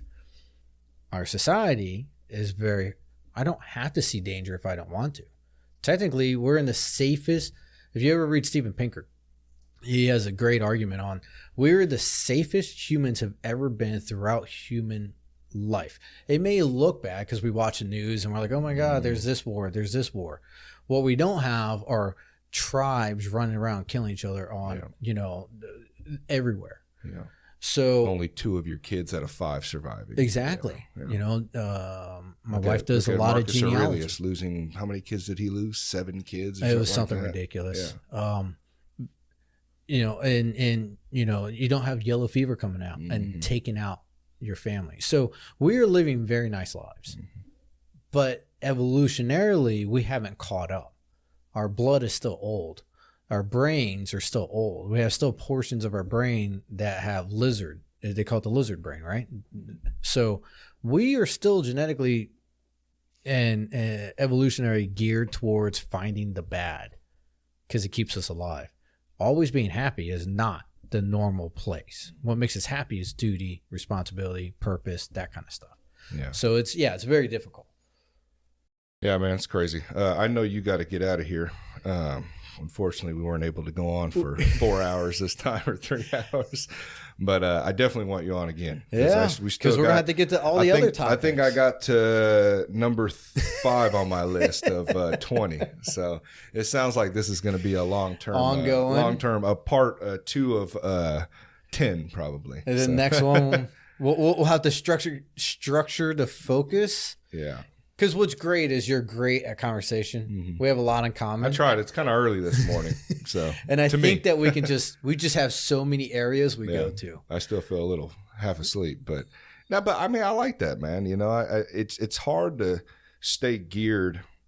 Nothing's good. You know what I mean? Yeah. Like, because when you talk about something, it's like, boom, spider web here. Oh, I want to talk about that. Yeah. And this, and it just kind of goes. But, you know, the good thing is that, you know, you don't live far, and, you know, you can always come on and, you know, we'll talk about stuff. But I appreciate your service. Yeah. I hope everyone goes out and checks We Defy. Yeah. I'll have everything, links and all that out.